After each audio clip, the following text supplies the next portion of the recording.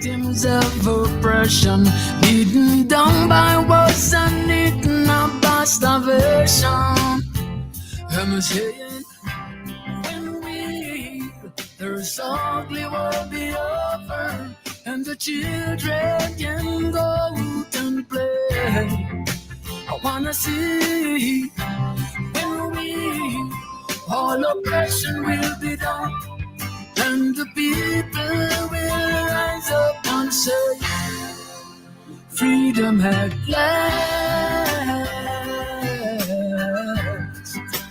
freedom at last, so free, freedom has come.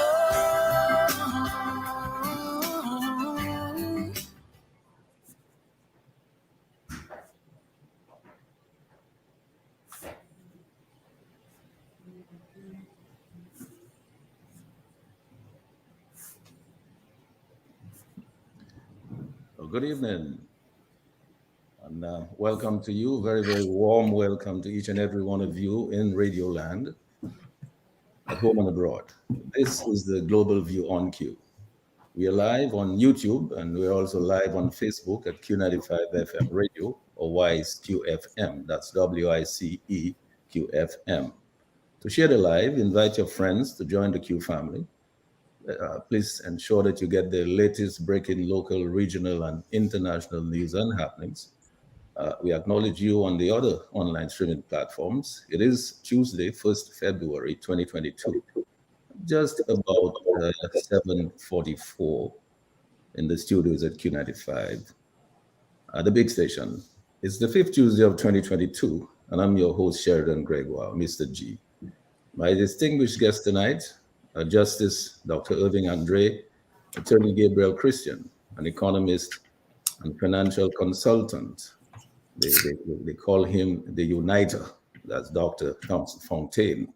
And tonight we begin an historic leadership series on Dominican political leaders, their lives, their leadership, their legacies, people that some young people may never have heard of, or if they have, they know very little about, like Frank Barron, Edward Oliver LeBlanc, Patrick Roland John, Oliver J. Seraphin, Dame Mary Eugenia Charles, Edison Chenfield James, Roosevelt Douglas, Pierre Charles, and of course the current Prime Minister, Roosevelt Skerritt.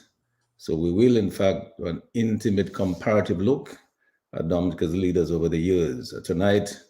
So we begin this historic series on their lives, their leadership, their legacies, and who are they? Where did they come from? What were they like? What was the style of leadership? You know, many young people only know one leader, Roosevelt Skerritt, that's been there with them for the past 15 years or thereabouts. So how long did they stay as political leaders? Were they unifiers or were they dividers? What did they really accomplish in their era? What was the state of the economy while they held office? Did they create significant jobs or foreign earnings? What was the state of democracy during their tenure? Did they respect, uphold, and conform to the laws and to the Constitution? Were they corrupt? Did they practice big or prudent government? What were the major pillars of the economy in their era? Was there resilience and sustainability of the people?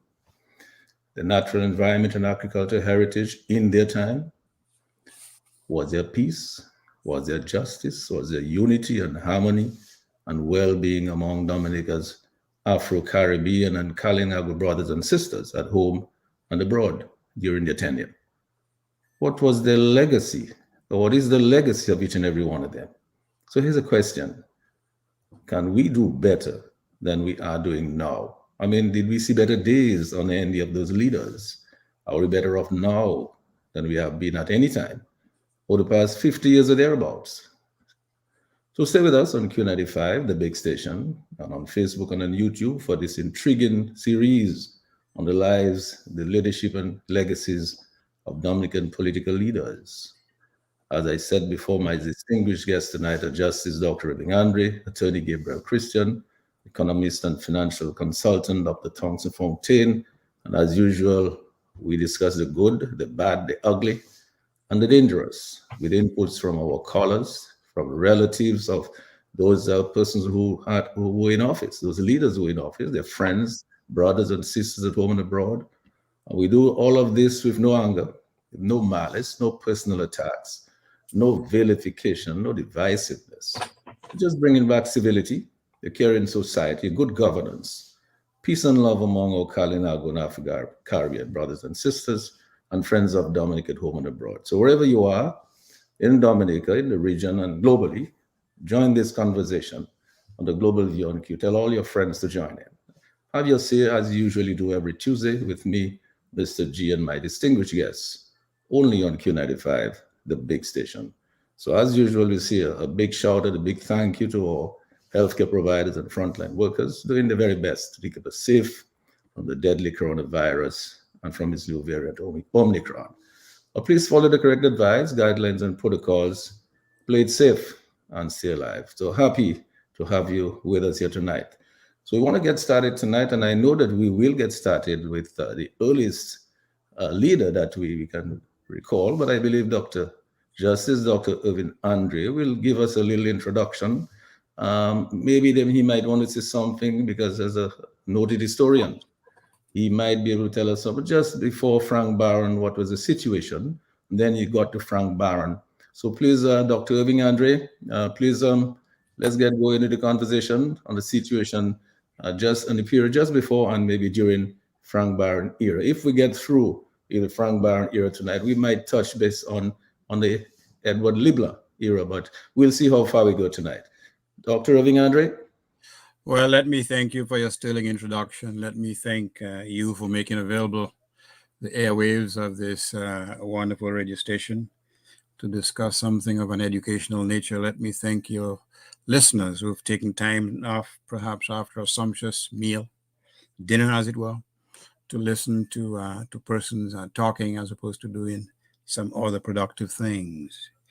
Obviously, it is very important that we have a sense. We have a sense of what transpired in the past so we can be informed as to where we go in the future and what is happening in the present. Dominica's history post-slavery, the emancipation of slavery, as you know, could be characterized as a long period during which the Dominican persons waged wars on two fronts. One, the descendants of ex-slaves and ex-slaves themselves, they worked assiduously to establish themselves on modest plots of land, whether in the interior of Dominica or on the coastal coasts, to establish a financial or an economic basis for their families, to raise their children, to be able to afford to send children to school. Most of the schools were actually owned and operated by the religious orders in Dominica. Towards the middle and towards the end of the 19th century, there was a valiant struggle for Dominica to be afforded representative government. As you may recall, somewhere in the 1860s or thereabouts, the British established Crown Colony government, a system of government where the British controlled all the levers of state. They basically set the agenda for Dominica's development, or should I say for Dominica's lack of development. That fight became very bitter by the 1890s to a point where, according to one historian, Jerome Borromei, there was almost a declaration of a race war in Dominica between the colored middle class who was struggling for a modicum of self-development, of self-government, and the old white Creole elite in Dominica who was holding on tooth and nail to the sinews of governance. Suffice it to say that in the early 20th century, particularly during World War I, the back of the old English elite in Dominica was broken to a significant degree. Why? Because many of them gravitated to Europe to participate in World War I. Many of them never came back. Many of them lost their lives, and obviously many of those families lost the modest fortunes that they had. So by the time World War I ended, what you have is that a number of these old plantations in Dominica were sold off to the aspiring colored middle class.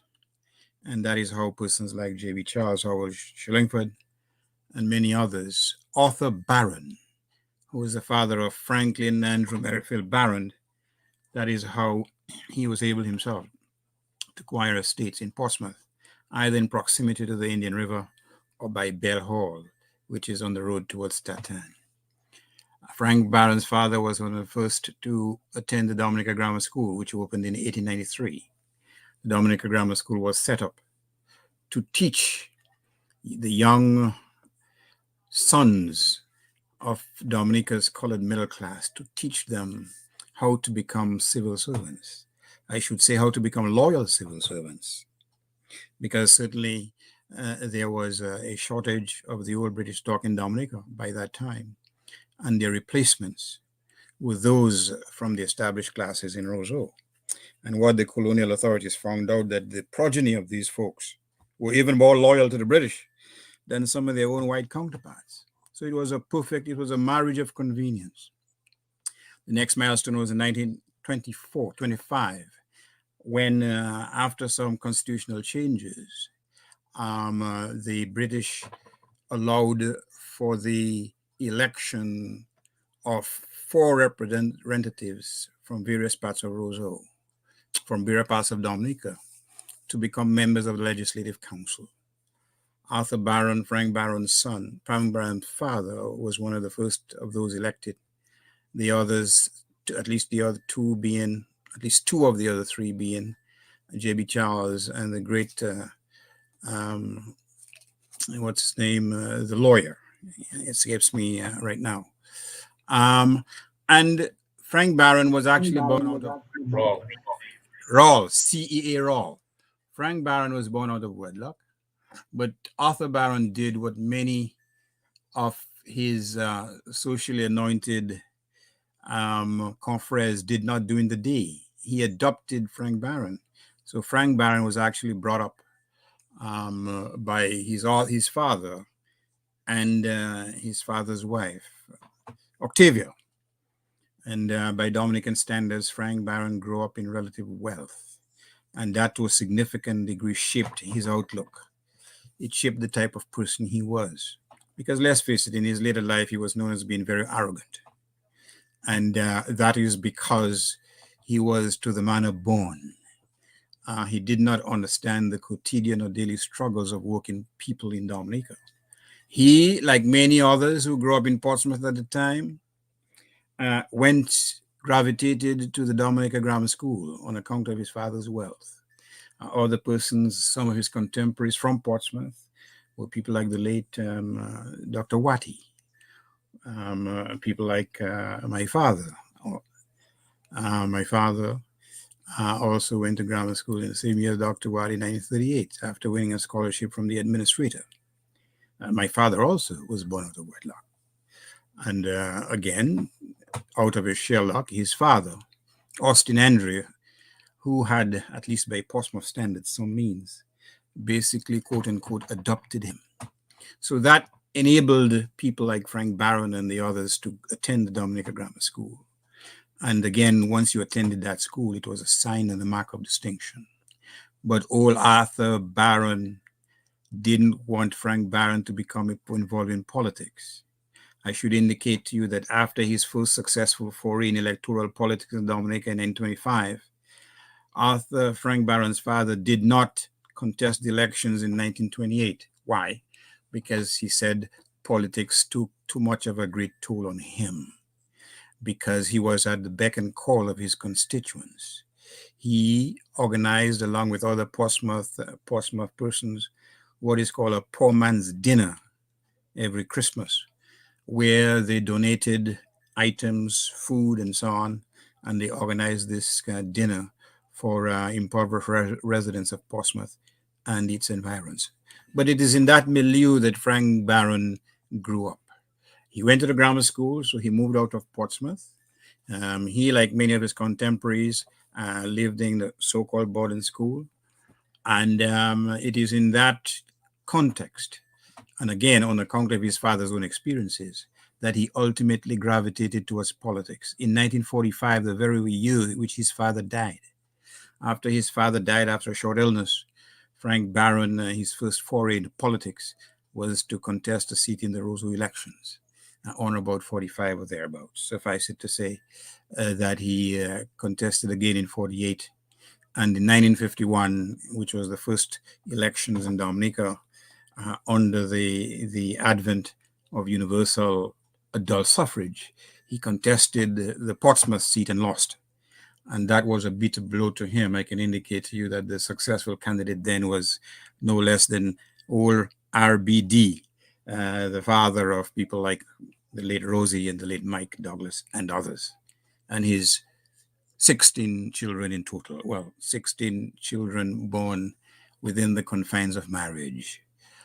Obviously, he was so generous that he had at least 5 more, but that's another story. But suffice it to say that Frank Barron, he was groomed in that environment in Portsmouth. It is often thought that Frank Barron was just a representative of the old old Roseau bourgeoisie. Nothing, frankly, could be further from the truth.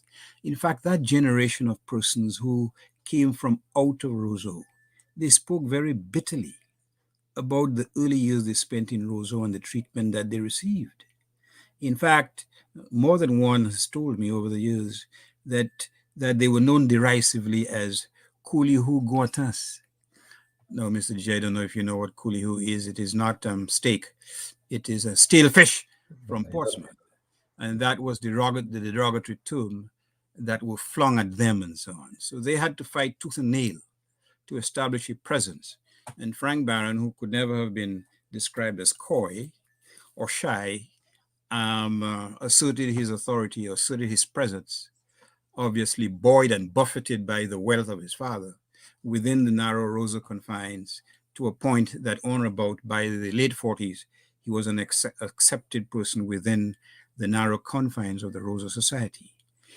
After he left the grammar school on or about 43, 44 or thereabouts, he actually went into the business as one of the legendary teachers at Dominica Grammar School, Annie Jeffers, who has been spoken to in very high terms by people no less a person than Father Jolly, for example, who went to school, the grammar school, in the 1940s. He established a business with Jeffers. Jeffers himself was involved in politics, although not successfully in any significant way. But after Frank Barron suffered defeat in 51, he was very embittered by that experience. He actually started a newspaper just to enable him to improve his popularity in Portsmouth. And he lamented bitterly that despite all the work his father had done, despite all these things, he was rejected by the electorate. And he swore that he would never contest a seat in the Portsmouth area again. So it was a bitter blow, but not just for him, but for many of the established persons at the time. Many other prominent persons competed unsuccessfully. People like the lawyer Clifton Dupini, people, for example, like the lawyer Cozy Harris, and a number of business persons in Roseau. They all fell by the wayside. But it wasn't a total victory for so-called working class people in Dominica. In fact, it's only 1 or 2 persons succeeded. Most of them were unsuccessful, but it opened the door. It opened the door to much broader political participation, and it put the established political elite on notice that no longer could they march confidently to the head of the polls in the following the advent of universal adult suffrage. Frank Barron again contested for a seat in the Legislative Council in 1954 and was successful. And between 54 and 1957, he led a group of powerful independents, including people like J.B. Charles, including one of the Laville brothers.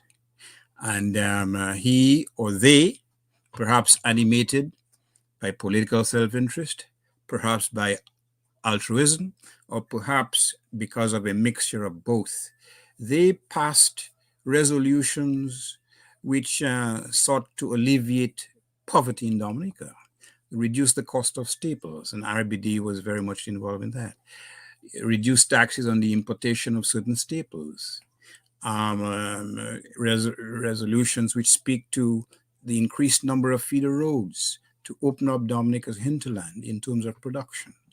But it is in 1955 and then in 1957, particularly in 1957, that Frank Barron found himself at the pinnacle of his political success. As we know, in 1955, Phyllis Sharolfrey and Mr. LeBlanc in particular, they formed the Dominica Labour Party. Now, I note with great interest, and it's often said on radio, that what's happening in Dominica now politically is that the Freedom Party has, under this administration, taken over the Labour Party. But members of Dominica's so-called aristocracy has been involved in the Dominica Labour Party from its inception. Phyllis Alfred's family prided itself as being the royal family of Dominica. There's a Rutgers professor called Elizabeth Paravicini Gibbert, who has written an excellent 600-page book on Phyllis Sharolfrey. And in a very candid fashion, she explored that whole history, explored, for example, Alfrey's ambivalence in terms of her support for the working population and her reverence, bordering on near adoration of the royal family. But that is for another day. But in 1955, as I said, the Labour Party was formed. In 1957, there was a very significant set of elections, general elections. There were three basic contending parties. One, there was the Dominica Labour Party.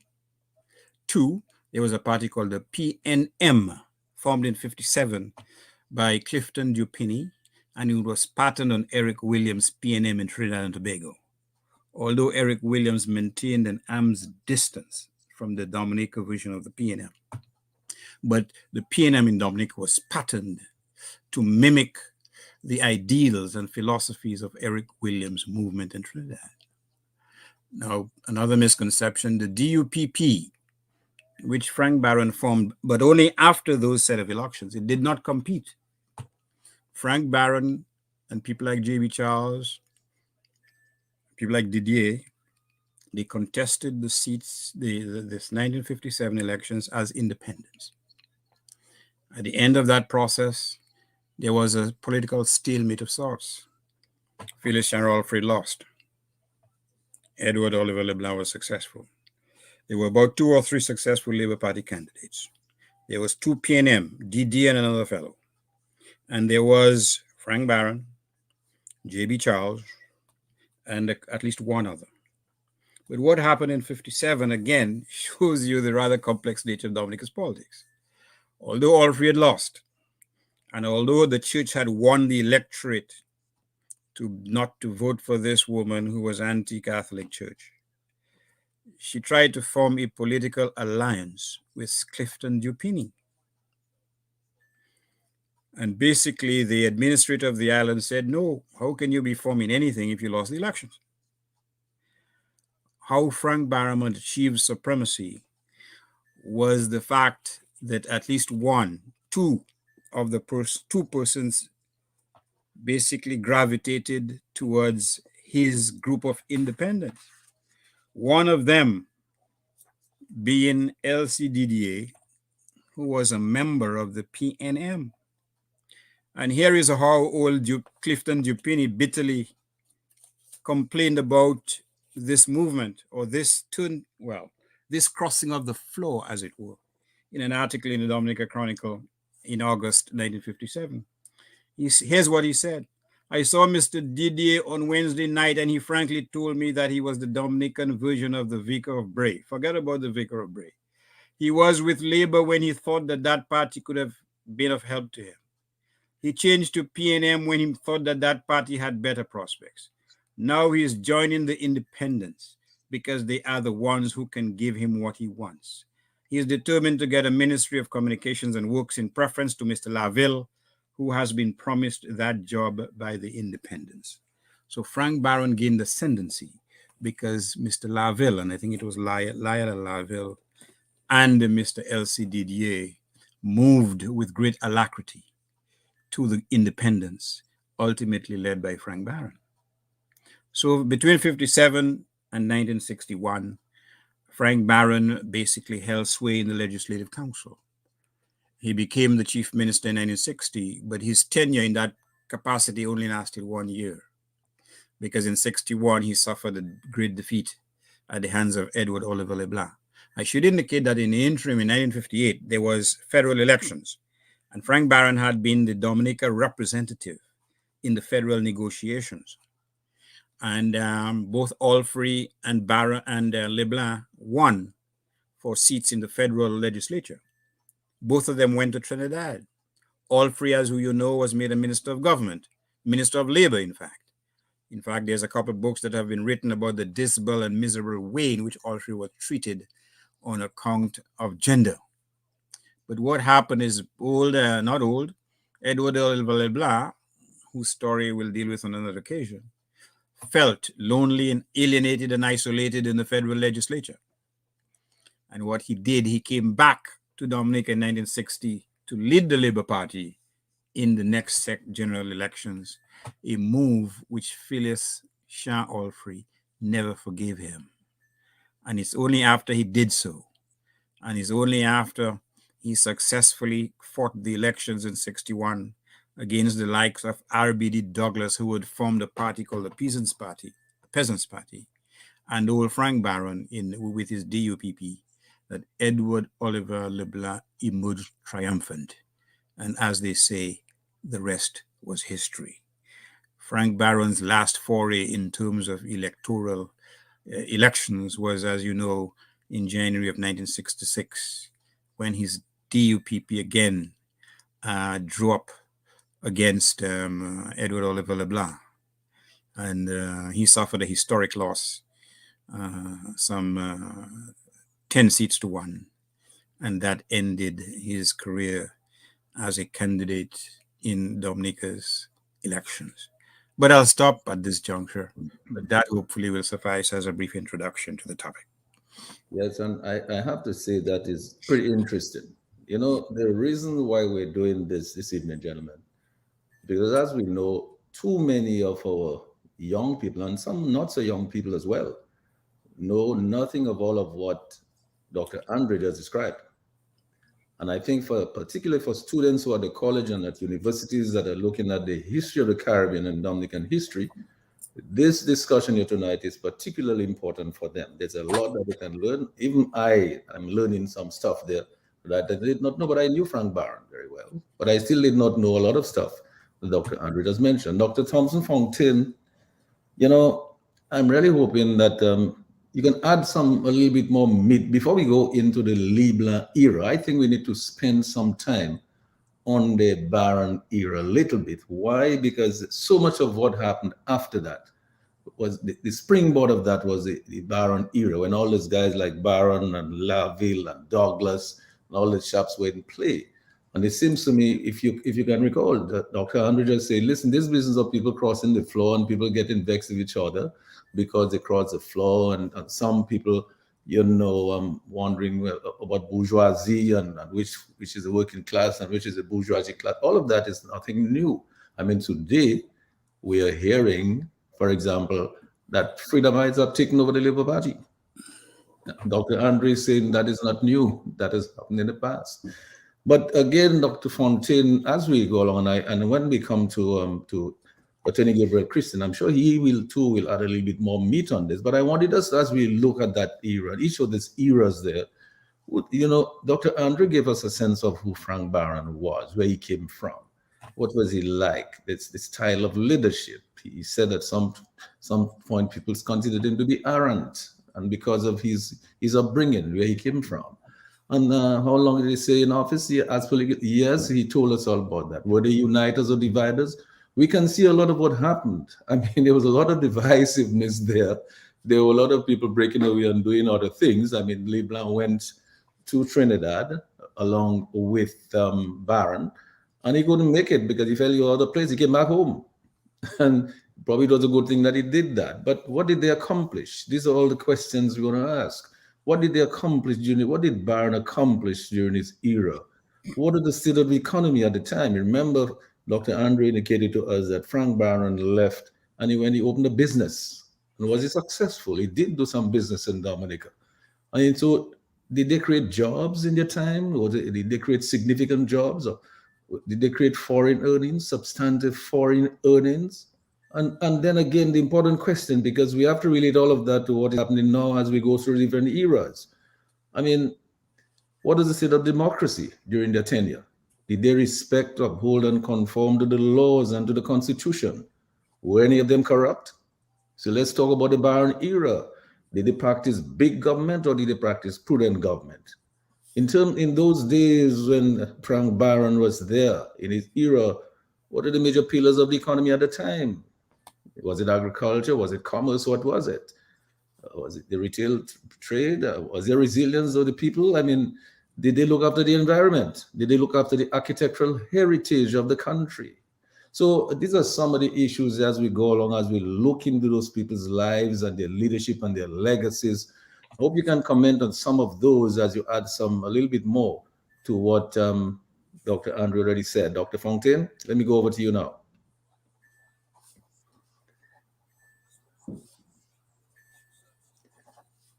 Yes, Mr. Gregoire, I'm having the same issue I had the last time.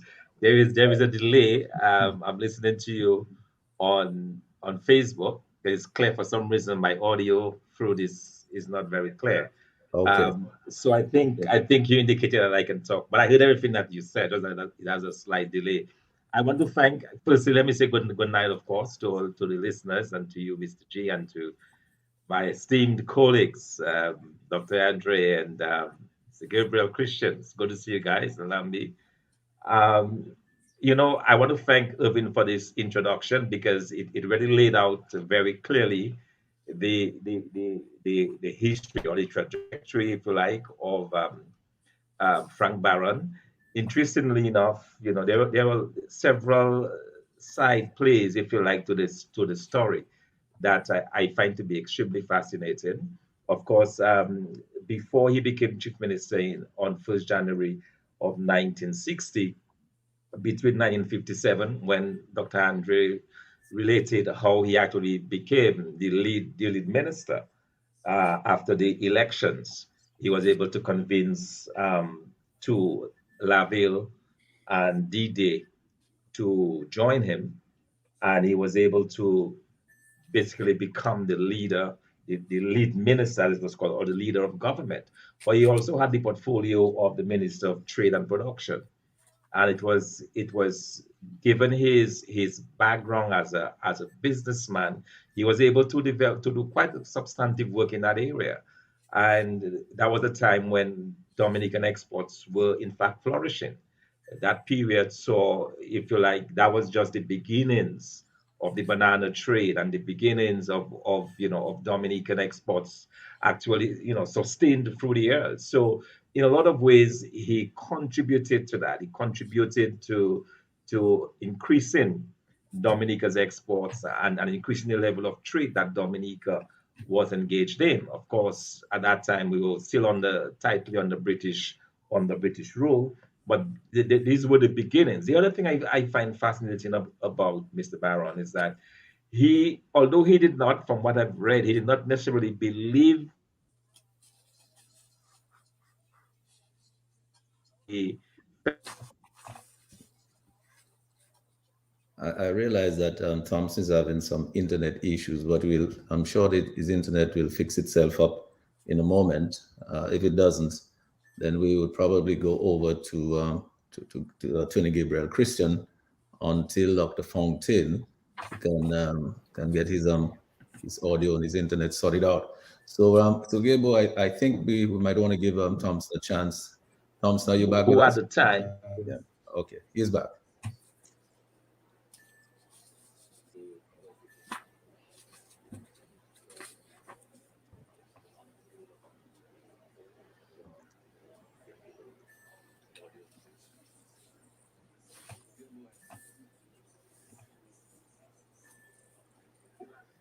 Yes. Well, I'm not sure why. Okay, I think there was a slight delay in the internet. Yeah. Okay. So I think you're hearing me now. Yes, very well. Okay, excellent. Okay, great. So I was talking now about, and I wanted to just talk about an interesting side play in the 19 elections of 1957, which really, if you like, catapulted um, Barron when he formed the DUPP, the Dominica United People's Party, with the independents to form the government. There was a gentleman by the name of John Hatch, who was at the time the Commonwealth officer uh, in the British Labour Party government. And he came to Dominica to actually assist the Dominica Labour Party in their campaign. And when he landed at Portsmouth, he held a huge rally in Portsmouth, and he drew the analogy of a cricketer. He says, if you have a bowler and he's not taking wickets, what do? You change the bowler, and that became the rallying cry of this campaign. That everywhere he went, he would use the same analogy. He left Portsmouth, where he actually helped. It is believed, in fact, that he helped Ioli Blah actually win that Portsmouth seat by his campaign, and that message of change, saying that whatever they had in Dominica at the time was not working, and it was time to change the bowler. And that same message was carried through into Rousseau and so on. But the other thing that's important to note is that when, in addition to his work within government, Frank Barron was responsible for establishing the Cicero Hotel that survived many, many years, and I believe is still at least the structure, I believe, is still in place. But when he left government, or when he was the if you like, the how we call it, the chief minister in 1960, he was the one who started the work on the Melvin Hall Airport. Airport. He also started the work on the East Coast Road to link the East Coast of Dominica with Roseau. He only had 1 year, so these projects were not completed, and Libla, to his credit, completed these particular projects. But these two major projects were in fact started by Frank Barron. So when we're talking about legacy, you see that this was an individual who was thinking, who clearly had a plan and a vision for Dominica. Of course, the intricacies of the policy is very, very fascinating, and I would encourage Dr. Andre mentioned it. I would encourage people to get the book by Dr. Andre, which goes into much more details about his life, and also the book by Phyllis Shandolfrey, which also details quite a lot of information about Frank Barron. But for me, as a leader in terms of his legacy, I think he never, he was always at loggerheads with Phyllis Shandolfrey, and that is a kind of almost a rivalry that was created and went through quite a number of years. But he really established himself as a prominent Caribbean leader. And I think when we look back, we can say that in terms of the formative years of Dominican politics, when party politics was being introduced in Dominica, there was always this exchange of ideas. People on the platform would talk about ideas. And one of the things that really impressed me a lot about this as well is the way in which the parties interacted. The fact that Phyllis Shandolfrey, for example, could go to a public meeting organized by Frank Barron and pose a question to him, challenge him on certain issues. That was a time when we had a lot of civility in politics in Dominica, where it was not unusual for opposing parties to go, and challenge them. And that, to me, I find was very, very interesting. It was a very different time, of course, in Dominica, one where we were just finding our feet politically, but it was a very exciting time. And Frank Barron played a very critical role in all of this.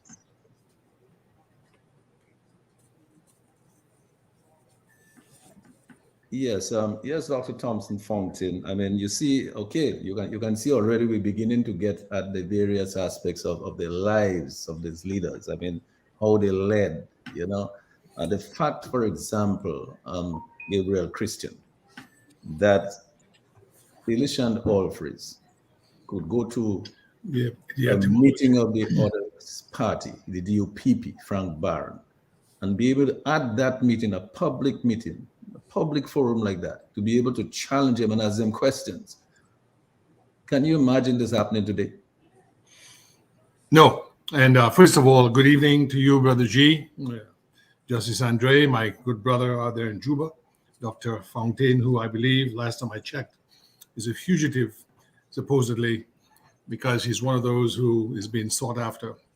And I say this, thanks a lot again, and Happy New Year to all of you, to Brother Lambert at Master Control. I want to thank you, Brother G, for bringing forth this issue of leadership. Before I respond to what Brother Thomson said about civility and debate, which we have very little of in Dominica, and I'll explain why in a moment. I want to thank Brother Irving for his brilliant exposition of the political economy of the Dominica of yesteryear. That we were a colony, or people of African descent enslaved, or people of Kalinago descent relegated to the northeast there on the territory before called a reservation. The plantocracy essentially running things. In the 1860s, Crown Colony rule meant that we were ruled from Britain. The governor basically called the shots. And then the agitation by the colored middle class, Falconer and later on Cecil Roll, the attorney, J.B. Charles and the others, led to some degree of a local legislature. But let's just go back to what leadership means. As they call it, the etymology or the genesis of the word leadership goes back to its use in 1821. 1821 is when it was first used. And it comes from the old Latin term ducere, as in to bring forth, as in to lead, as in to enable. And today we have different kinds of leadership. We have authoritarian leaders. We have transformational leaders. We have leaders that are facilitators, who are enablers of the societies that they lead. And you also have leaders that my good friend, Pastor Sentley Mitchell, at a lunch with Prime Minister Skerritt in 2007 said, there's something called servant leadership. You don't need to lead from the front. You can always sometimes lead even from the middle. You can lead from behind. You don't always have to be at the head. What kind of leadership do we have now in Dominica? Well, let me just ask this rhetorical question. Do we have debate? Since the 2000 election in Dominica, and correct me, Irving, if I'm wrong, correct me, Mr. G, if I'm wrong, Brother Fontaine, you've got a prodigious memory. Correct me if I'm wrong. We have not had in Dominica a single debate between government and opposition in a political campaign, where citizens have been able to ask questions of the Prime Minister and of the leader of the opposition, I might add, outside Parliament. Not one. The Prime Minister has refused to debate. In countries such as the United States, where his two last children are born, that is normative. Okay? Why is it important to have debate? Well, if we're in a democracy where we govern with the consent of those who elect us, is it not appropriate for those who elect us, the electors, to ask questions of their government? Well, that lack of debate, that authoritarianism, that's orientation in leadership towards a one-party state is what is prevalent in Dominica. Let me explain why. Just earlier this evening, while trying to get on this program, I heard someone ask the Prime Minister about civility. And he was very well spoken, he was very calm, and he says, he believes in civility and, he's all about that. But what is the record that he has for civility? Well, this is a record. When asked about campaign finances and where his money comes from, his retort was none of your damn business. He's been heard to say in Parliament that Dominicans are too free. He's also been heard to say, when he was not eligible to run for office because he was a French citizen, that no law, no constitution can prevent me from running for office. For the first time in our history, as a country with self-government, almost the entire opposition, let me repeat, almost the entire opposition is under indictment for some bogus conspiracy to overthrow the government with a truck. Are you kidding me? This is where we are. In Juba now, we have a Dominican PhD in economics.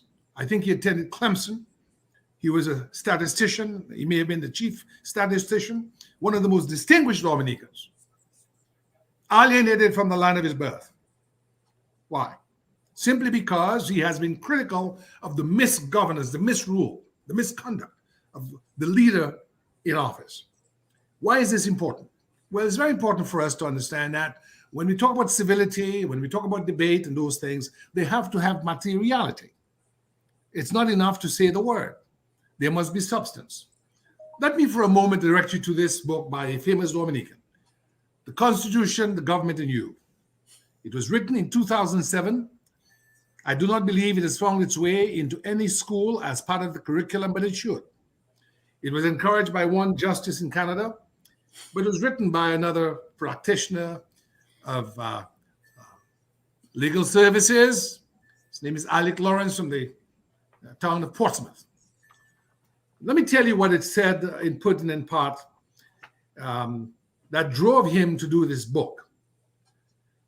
It says, and I quote on page 2, "Over the years, I've been continually surprised by how little the general public knows about the government of Dominica, its constitution, about the Dominica Constitution, rather, and the workings of the government. Part of the reason for this lack of knowledge is that these things are not taught in our schools. Further, there is no book presently written which deals with these matters. It is therefore my hope that this effort by me will fill the gap and may be found worthy of use in our schools. I've tried wherever possible to keep the language simple and free from legal jargon. By so doing, I hope this book will make easy reading for persons of all ages. It is my wish that this book will stimulate further reading and contribute in some meaningful way to raising the standard of our public discussions in Dominica." What is a public discussion? A debate, a panel discussion. How often in Dominica does the government submit itself to a panel discussion, that's the St. Gerard's Hall or the Goodwill Parish Hall, where the government and opposition and private sector, non-governmental organizations can sit on the same platform and exchange views? That the citizenry, either by Zoom, now it's COVID, or in a forum where they are able to speak up, ask questions about, for instance, the issues of public tender for major projects, the issues of how many Dominican contractors benefit from government contracts, the issues of the use of our passports by foreign-born felons fleeing justice in their own countries. Those kinds of public discussions, as alluded to in this book by my friend Alec Lawrence, are the sine qua non, the substance, the foundation of a solid democracy where the leadership is democratic. And so while Irving gave a good exposition on Barron and he was getting into LeBlanc, and we'll talk about other leaders we've had, we need to look at what constitutes leadership that is desirable, leadership that is democratic, leadership that facilitates rather than leadership that dictates. We in a democracy want the leadership that is servant leadership, putting the people first. So that means you don't go ahead and build a palace on a hill when the only public library in the society, in the nation, lies in ruins. This book said that we needed public education, that he hoped that this book he wrote, The Constitution, the Government, and You by Alec Lawrence, would find its way into schools. Has that happened? I will rest at this point in time, and so we can move along, but I thought I wanted to shape the discussion around leadership as we've had it in the past, as with Barron and LeBlanc and Eugenia Charles and O.J. Seraphin and all the rest of them. But what contextually does that leadership mean if the citizenry that is ruled is not able to access the leadership that they have elected, and they're not given answers, and they're not ruled in a way that empowers the local Dominican, but actually disempowers them and makes them mendicants of the state? Thank you very much. And thank you for that, Gabriel. As I go back to Dr. Andre to talk about this comparisons in leadership styles, for example.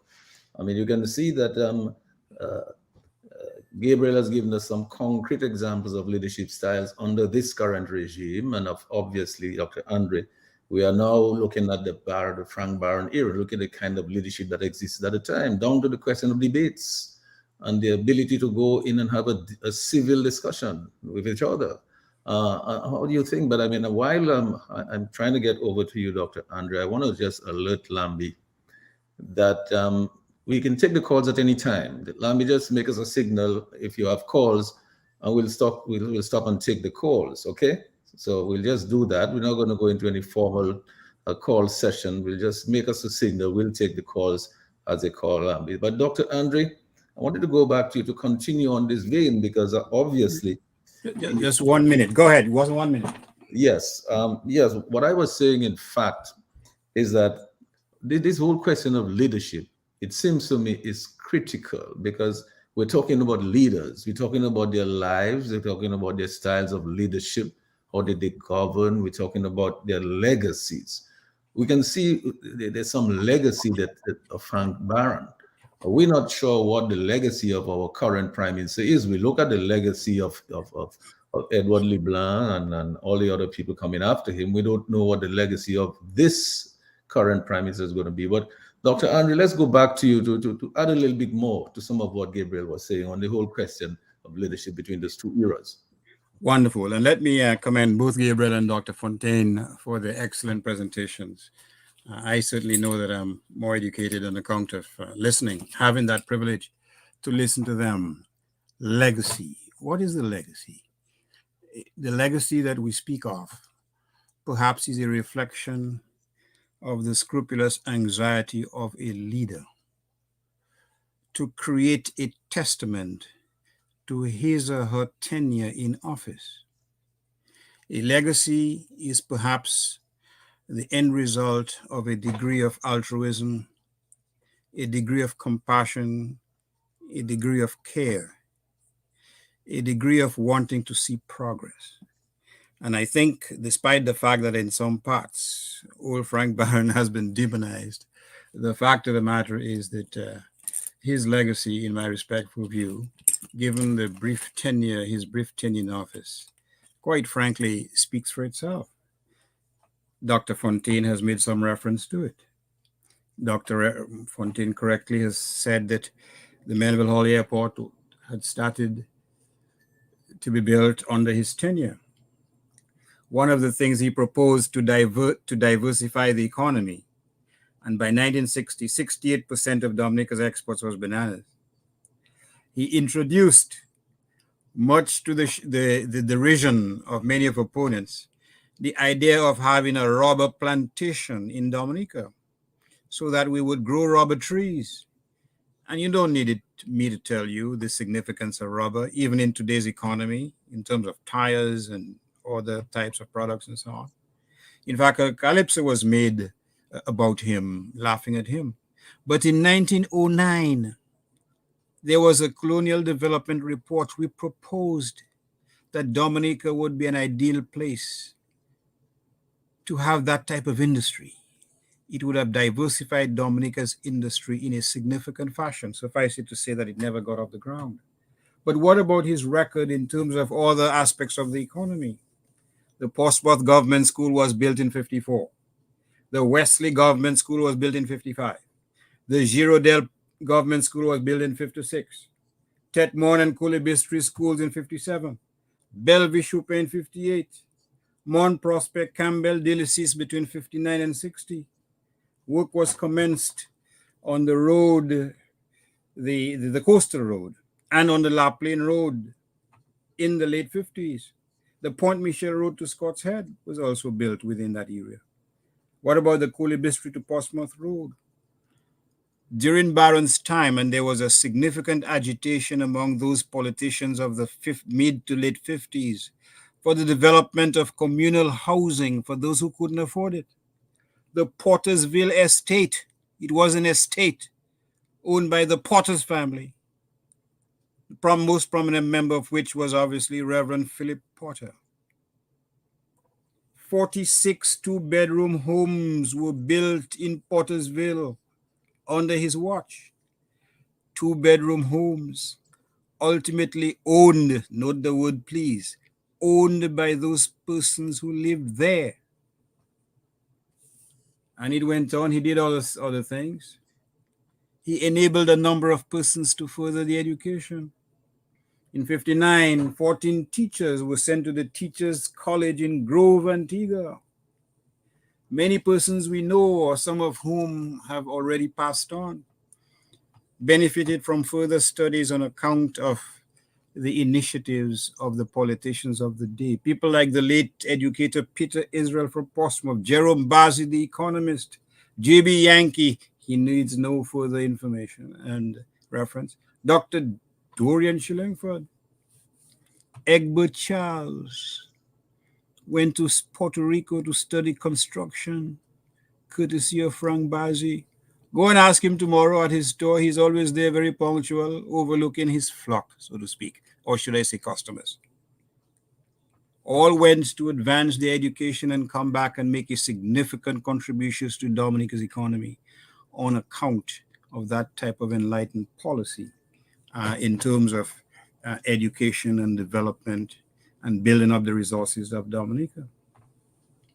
So this is what we have to talk about. As I said, I am not here to tell you that, quite frankly, he was not animated and motivated by his own political survival. That may well have been the case, but the fact of the matter is we reaped huge benefits from those initiatives. He certainly raised the basic minimum wage from what it was in 54 to what it became in 1960. And obviously that minimum wage is rather small in comparison to today. He was once accused of corruption. And you know what the subject of the corruption was? He had imported an ice cream machine, Gasso, to Roseau. That was the corruption level at the band. Compare what occurred then to what occurs now, for God's sakes. So when some of us, we preach about bourgeois this and bourgeois that, my friends, Gasso, understand your history. No social entity has a monopoly on corruption or self-interest. And we should know that in 2022, for God's sakes. I heard one of your callers on one of your programs said just 2 or 3 days ago, an operative, an acolyte, was given the discretion of selling over 300 passports to build yet another hotel. Are you telling me that we have so many rats in Dominica that we are building so many hotels to entertain them? Who is going to occupy those hotels? Huh? Abu Dhabi from Kazakhstan? Who is going to come? Who is going to be employed? Other than having a few events at some of these hotels, all too often politically motivated. So this is what we're talking about. We're talking about leaders who are prepared to make a conscientious decision, to make decisions on behalf of as many people as possible, not on behalf of narrow political interests. And to the extent that that is what happens in Dominica, that is what passes for good governance, then we're in great trouble indeed. Thank you. Yes, and thanks a lot, Dr. Andre. While we don't have calls from Lambi, we'll just continue. Dr. Fontaine, I'm going to go over to you. So, so you can, I know you have a delay, so you know that I'll be coming over to you momentarily. The question is this: since we're making those comparisons, today, many people tend to behave as if, well, hey, this government has built some houses. This government has done a few things. Here is Dr. Fontaine telling us in the days of Frank Barron, he built schools in Portsmouth, he built schools in several different places, he built roads, he built houses, he got an estate and he built houses for people and they got the titles to the houses. And he increased the minimum wage from whatever it was to whatever it was. It was an increase in the minimum wage. And so the question of doing things is really not new. In matter of fact, I'm not so sure how many new roads this present government has built. They've repaired several roads. I'm not sure how many new roads they've built, but here it is, Mr. Barron built new roads. And when I'm pretty sure that very soon we'll go into the Edward Oliver Leblanc era, where we'll see again what is his legacy, what are his accomplishments, what kind of leadership style did he have, I mean, Dr. Andre told us that our current prime minister told people to go to hell, told them it's not their business where they get money to run their campaigns. People talk about corruption. Barron was accused of corruption because he imported what, an ice cream machine? That is what Dr. Andre told us. Is that what corruption was in those days? How does that compare to corruption these days? I mean, what is? I mean, are we? What is really going on? I mean, in those days, the man imported an ice cream machine, and he was being accused of corruption. An ice cream machine. I wonder how much that ice cream machine cost in those days. Probably a couple $100, and he was accused of corruption. What are we talking about today? You know. So, Doctor, Doctor, Dr. Fontaine, I want to go back to you now because just to sort of put a little bit more meat, because we can try to wrap that session on Frank Barron. We can always come back to it if we have questions from anybody on the Barron era. But we can see already that gives us a beginning of these eras to see what was happening in those periods with those leaders. I know we have a delay, so I expect that you might take a minute to get to you, but you can certainly go ahead and make a start. Yes. Yeah, Sheridan, it's good that you raised this, and I'm glad that we're having this discussion tonight. I think this is a very important discussion, and my hope is that Dominicans are listening to that discussion because we have an entire generation of Dominicans, the young people, say under the age of 20, let's say 25, 30, who always know nothing else but the rule of Roosevelt Skerrit. In fact, Roosevelt Skerrit is now, from my own calculations, is the longest serving prime minister or leader of this country. But if you were to measure the achievements or the legacy of the current prime minister with that of the leaders that have gone before, it is, I was searching while Dr. Andre was talking about the schools that were being built and everything else. I was searching to see what exactly did Roosevelt Skerrit do in Dominica, other than probably building some houses that are completely opposite to the nature of the country, to the conduct of the country, to the completely contrary. Other than that, because I think, for example, Edison James, the Workers' Party built several secondary schools within 5 years, opened up new roads. The road joining Daly Seas and Roseau and so on. All of this that was done within 5 years, and then there is this gentleman sitting as prime minister for 17 years by my count, and I'm hard pressed, and I would like to think that I am not biased in a way, hard pressed to pick something. That's why I said the last time I spoke to you, Mr. G, I was suggesting that as far as legacy is concerned, that the prime minister can actually think about having electoral reform as his legacy, one that establishes a democratic foundation, one that guarantees free and fair elections for the next 50, 100 years in Dominica. That would be a great legacy. So that 50 years from now, when there are conversations like this on the radio, people will be talking about the work that was Scary did and linking it to electoral reform. So it's not too late. He still has a couple of years before he leaves office. So I think he can in fact do that, and that would be his legacy.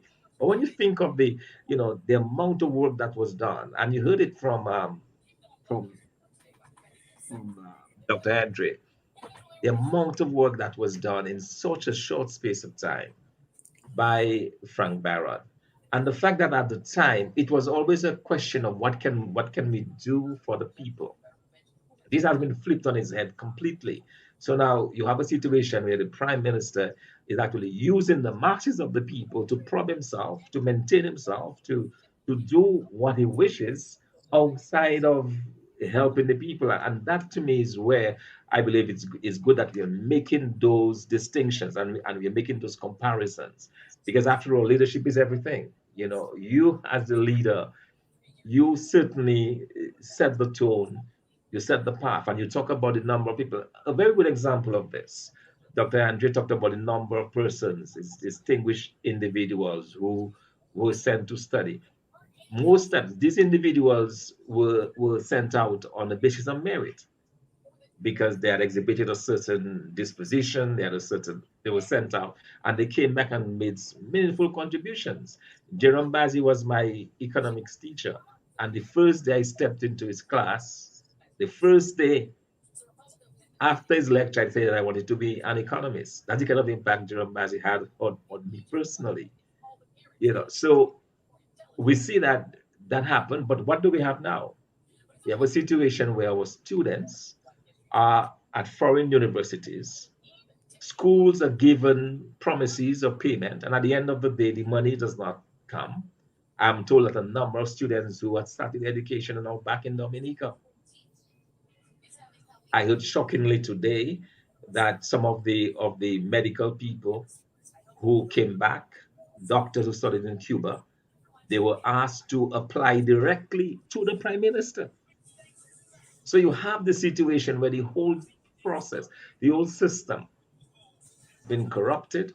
I won't even go into the question of corruption. You talked about, what was credited as corruption in this time. But when you think of a situation where billions of a country's resources are held outside of the treasury, I mean, the scale is staggering.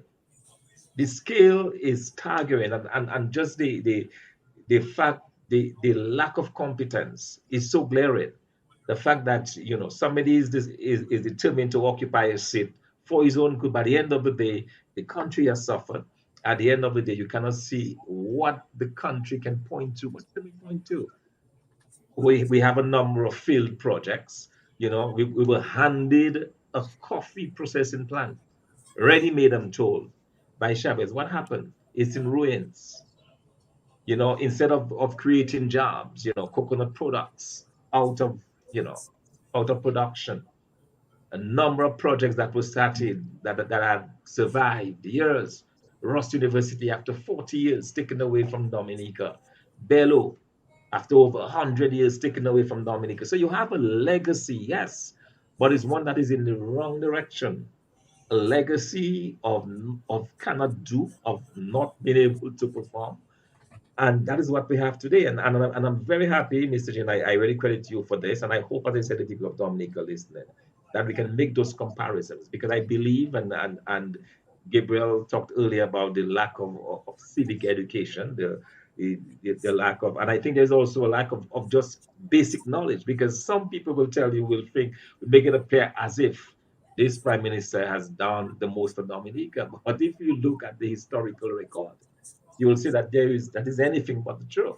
We've gone down, we've gone in the wrong direction, and that sadly is the legacy of the prime minister up to now. But as I said, he still has a chance to fix that. Well, yes, and thanks for that intervention as well, Dr. Thomson Fontaine. I mean, I have to give some credit to Dr. Andre. He always said to me, we have to do this series on those leaders. We have to do it. It's important for our younger generations to know their history, to know where we came from, where we've been, what we've done, how we did it, how we got there.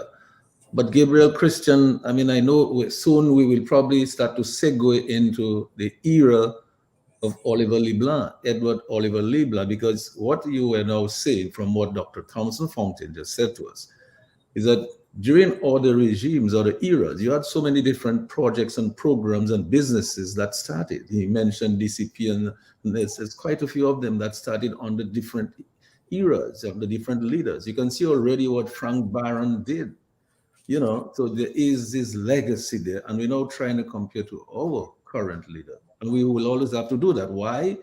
Because we have to educate our current generations who only know of this regime, that there are other regimes that have done many other things that we should have built on, instead of being able to start from scratch now. Like we were told that the banana was a has-been industry, for example, when we know that in 1988 under Eugenia Childs, in the heyday of bananas, the country was exporting something like $180 million in bananas. How can we say that it's a has-been industry? Every time I go to the supermarket, people are just buying bananas all day long and eating bananas, and every day they're coming back for more bananas. So how can it be a has-been industry? You have to make it competitive. And when during Edison, James Sherwood, you know what? So we're going to come to those other eras. Gabriel, I don't know whether you wanted to add something more on this and the whole question of leadership and legacies before we segue into Edward Oliver Leblanc's period? You want to unmute your mic, Gabriel, so we can hear you. I want to thank you again, Mr. Chief, for this program, and I want to thank Irving for what he said. I want to come back to this book. It's a very important book, The Constitution, the Government, and You by Alec Lawrence. And it talks about fairness and professionalism. And that was so timely because Dr. Fontaine talked about folks appealing directly to the Prime Minister for employment opportunities. Page 80 of the book says, employment in the public service. And I quote, contrary to popular belief, a minister of government has no power to employ persons on behalf of the government. If this has happened, it is because the proper functionary has improperly delegated or abdicated that duty to the minister, or is allowing the minister to dictate to him. This is unlawful, close quote. Alec Lawrence, page 80 of his book, The Constitution, the Government, and You. And we're here tonight talking about leadership. I want to compliment Alec Lawrence for his leadership in producing this book in 2007. And I'm hoping that somehow, some way, because of his influence in government, not that he needs a job, but that with that influence, he can ask for that book to be made required reading in all our high schools and at the college. Page 76, fairness and professionalism. And I quote, generally, the power to appoint, remove, and discipline public officers is vested in the Public Service Commission. That commission is an independent, and I stress this, that commission is an independent body expressly established by the Constitution. These powers are given to the commission and not to the government in order to protect public officers from political interference by the government. That interference may be in the form of favoritism towards some officers, victimization of others, or simply putting pressure on public officers to act against their better judgment. Through the commission, it is expected that appointments will only be based on merit, and that discipline and removal will only be for proper reasons after due procedure has been followed. Public officers should have nothing to fear from politicians, close quote. Alec Lawrence, 2007, The Constitution, the Government, and You. I show here on the screen a very nice cover done by Freestyle. I think it belonged to a gentleman who's now selling passports. I'm not sure that Mr. Lawrence is in that business himself. Now, having said that, I want to move on to a book written by one Irving W. Andre, Edward Oliver Leblanc, and The Struggle to Transform Dominica, 2004, and I quote, it becomes crystal clear throughout this work that the disadvantages that Leblanc contended with early in life was the fuel that propelled his philosophy of social justice. While dedicated to the betterment of the poor, he was equally kind, faithful, and supportive with regard to his younger siblings and 5 children. Through it all, Leblanc's beautiful and stoic wife Ethel is shown as a caring guardian who seeks to make their home an oasis of tranquility amidst the thorns of political warfare. The majesty of the man is more remarkable in these times, when his modest dress and aversion to the materialistic trappings of power is outlined in stark detail. Andre's recitation of Leblanc's accounting of his meager assets during his final address to his party executive is a wrenching tribute to honesty in political office and a salutary lesson to those who would follow him. Are those who have followed him always taken from his example? The book, again, I recommend it for all Dominicans. This is not a commercial. It is just a simple bit of reasoned judgment. Edward Oliver Leblanc and the Struggle to Transform Dominica, not for himself and his friends, but for all Dominicans. My friend, if we are to look at legacy, I want to endorse Dr. Fontaine when he said the best legacy that the Prime Minister can leave us now is to ensure that when Justice Byron or whomsoever comes forward with that report, he allows for free and fair elections that are not contaminated by monies of unknown origin, that he brings back the $4.2 billion missing from the consolidated fund, and he allows for us to then develop in Dominica a truly democratic culture in keeping with those great leaders who, despite their differences, allowed for the freedom of association without fear of victimization. And if there was victimization, we had a strong civil society rooted in trade unions and NGOs to keep government on track. Today, we have an authoritarian leadership that's an aversion, that's in contradiction to the legacy of our leaders, such as Edward Oliver LeBlanc, and those who came after him and were dedicated to the betterment of the country, not to themselves or their foreign allies. And yes, of course, thanks a lot, Gabriel, for that. But Dr. Andre, it looks like we segued into the era of Oliver LeBlanc, but I want to bring you back a little bit, because our good friend Gabriel Christian made one of the comments about Alec Lawrence's book. And I don't want you to laugh at me. Any of poor people saying things, Dr. Andre, don't laugh at them. I want you to make a few more comments, because remember, Mr. Alec Lawrence is an island scholar, a very brilliant man. He wrote this book, which is a fantastic book. I'm asking you, Dr. Andre, do you know why he's not asking for that book to be placed in the school? I believe he has influence to get that book placed in the school so that young people can learn and understand all of the great things that he said. And do you believe the era in which he wrote that book, things were a little bit different? Therefore, that is why he thought public servants, the administrators, should not allow politicians to corrupt them and to tell them what to do and things like that. Seems to me he's saying all the great things, but do you have any idea why he's not asking our people now, leaders now, to practice that? There is a simple reason. A simple reason that Gabriel Christian, my good friend of 40 years and someone I would describe as a great romantic, will not tell you. Because if it does, every student at the grammar school or state college who studies English literature or Shakespeare will just look at the book and say song and fury signify nothing. How can you put it in the schools where the person who professed to have written it is Exhibit A as to a negation or a desecration of everything that book stands for? That's the bottom line. That's the unfortunate truth. Just today on one of your esteemed programs, there was a talk about one of the most cherished spaces in Roseau and its environs, the Public Works Department.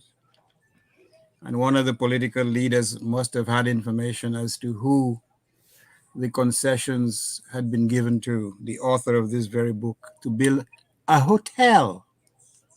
Yet another hotel. Dominica doesn't need agricultural development. Dominica doesn't need agro-industry. Dominica doesn't need helps for its farmers. What Dominica needs, we are told, is another hotel. So we have an orgy and infatuation of our hotels in Dominica. And when they are built, they are half empty. They're the spots where you have fancy events, whether it's a wedding, whether it's a rendezvous, whether it's a close encounter of an intimate kind with someone who occupies the dark recesses of your mind. So that is the problem. That is precisely the problem. There is a question of legitimacy. And talking about legacy and legitimacy, I mean, look at old Frank Barron. In 2009, December, he unleashed an article in the Dominica Chronicle where he expressed his great disgust at what was happening politically in Dominica. There was an avalanche of criticism leveled against him by the acolytes who were waiting. Is it like manicures? How did Al Jazeera describe it? Is it manicures, they said? Sharks, hyenas, to feed at the trough. And he did that against his financial interest. He did that despite the fact that he alienated himself to many so-called friends. He stood, and in every subsequent edition, he gave vent to his deep concerns about the trajectory of Dominica's history. The police, for God's sakes, who can't solve a little murder. There shouldn't be any, how do you call them again? There shouldn't be any unsolved crimes in Dominica because everybody knows everybody's business, except the police. They sent police officers to the Chronicle to find out who is writing in the Chronicle. This is what he did in his twilight years. He acted in a fashion which was averse to his own financial interest. These are the persons they described as bourgeois this and bourgeois that. You see any of their so-called working class folks, these Gucci revolutionaries. You see any of them making any personal sacrifices for anything? They wallow in the coffers of the state shamelessly. So we must put these things in perspective. We have to look at objectively, as Gabriel and Thomson so eloquently said, what's happening in Dominica as we speak. And we have to say that at some point, enough is enough. Enough is enough. Why is it the case that if you as a leader, you believe that $6,000, $64,000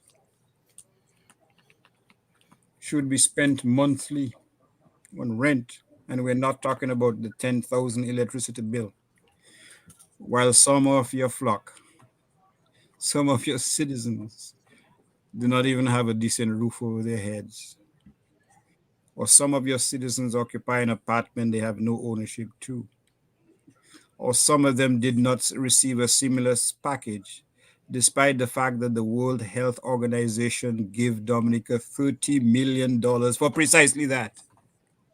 Et puis, you can do more cut leadership. Are you crazy?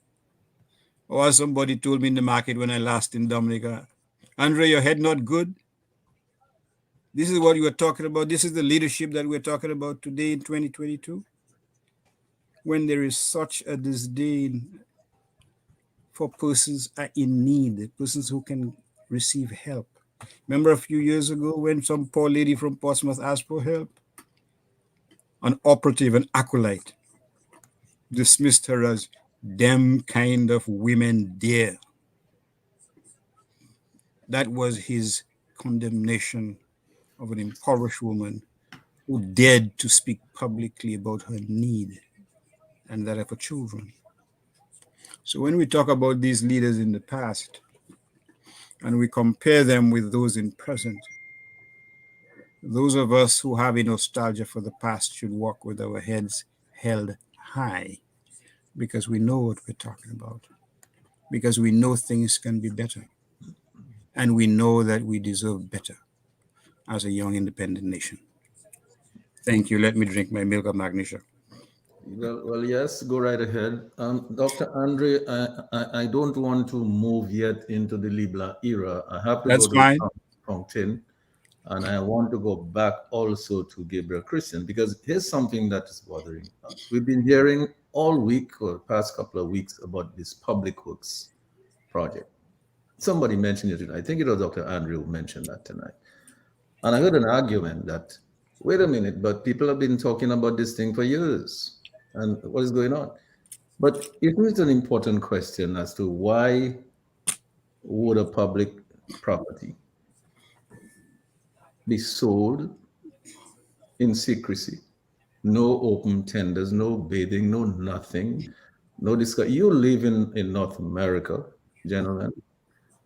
You live there. You know in your communities, if there's anything happening, even sometimes it's not even a public thing. If you have to cut a tree, you have to call the authorities. You can't just cut a tree like that. You have to call the authorities. You live in a community and there's something, they're going to do something there.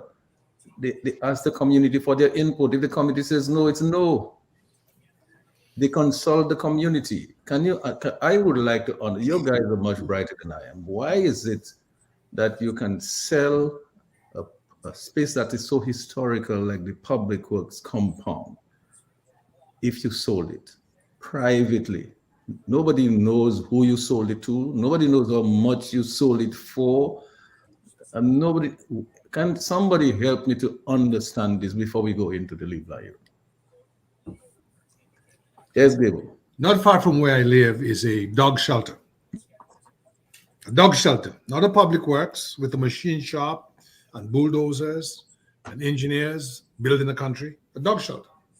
And on 3 occasions over 2 years, they asked for each and every house owner, a homeowner rather, within a 5-mile radius, to come to public sessions to discuss the potential impact of a dog shelter. In Dominica, we are having airport built.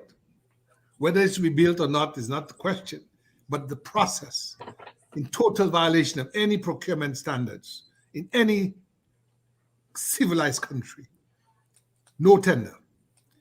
As you said with regard to the public works, it's government in the darkness. And anytime you have government in the darkness, democracy dies. Let me repeat. Anytime you have government in the darkness, democracy dies. Totally opaque, smoke and mirrors. In a country where we're hoping to build, we don't have a machine shop, we don't have a public works as we used to have, and you have deals going down, no public consultation. What happened to the St. George's Hall? What happened to the parish hall? In our youth, those were the areas where issues in controversy, the government wanted to disclose things, panel discussions, forums. I remember you, Mr. G. You have an entity called the Dominica Association of Industry and Commerce. Am I right? That's correct. I rest my case. You know, Dr. Thomson Fontaine, I know you have a little delay there, and it may take you a few seconds or a minute or so to be able to come in, but you can step in anytime because I'm really coming across to you. The thing is, Gabriel Christian and Dr. Andre spoke to some extent about this brilliant book written by one of our brilliant minds in Dominica, Mr. Alec Lawrence. It's someone who I know very well. And we asking the question, well, why would he not have that book in the schools? Why would he not at this point influence the policy directorate to look at the recommendations in his book and implement them? Why would he not say to them, listen, gentlemen, I know about these things. If you're going to sell a state asset, you cannot do it in a secret, clandestine way in the dark of night. You have to go to the public and discuss it. I mean, you would think that coming out of that book, the recommendations in that book, and I think it's a book that everyone should read. I'm not putting in a plug to commercialize this book for Alec Lawrence. I'm not looking to make him sell books, but I think everyone should read that book. It is worth reading. This is a brilliant man who was an island scholar. A lot of respect for him. Dr. Thomson Fontaine, maybe you can add some of that too. See if you can demystify this thing for me as to why not go with the recommendations in that book. He's in a position of influence, as it were, on that. Dr. Fontaine, just stepping anytime. You can just come in as soon as you're ready.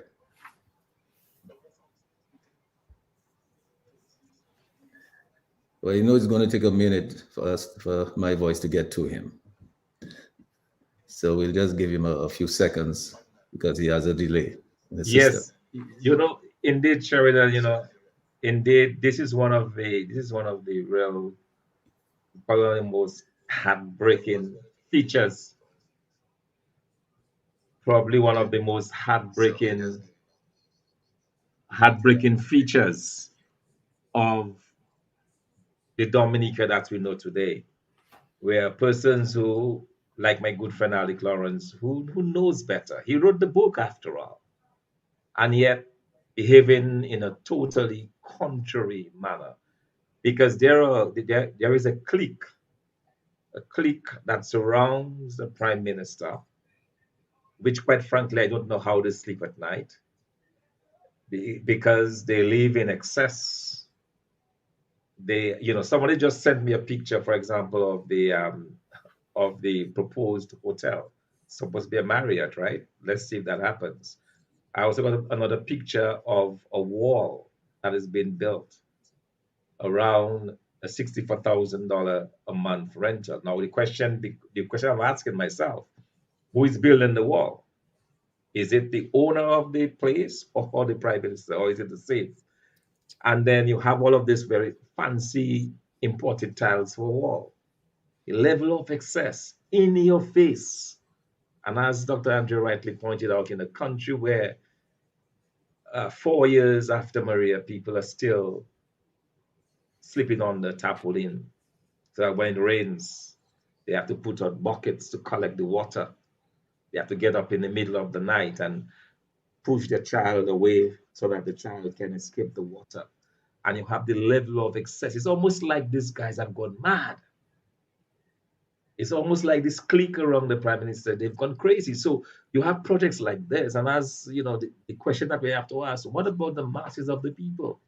Why can some of those monies, which most likely are coming from the sale of passports, why not use that to develop the people of Dominica?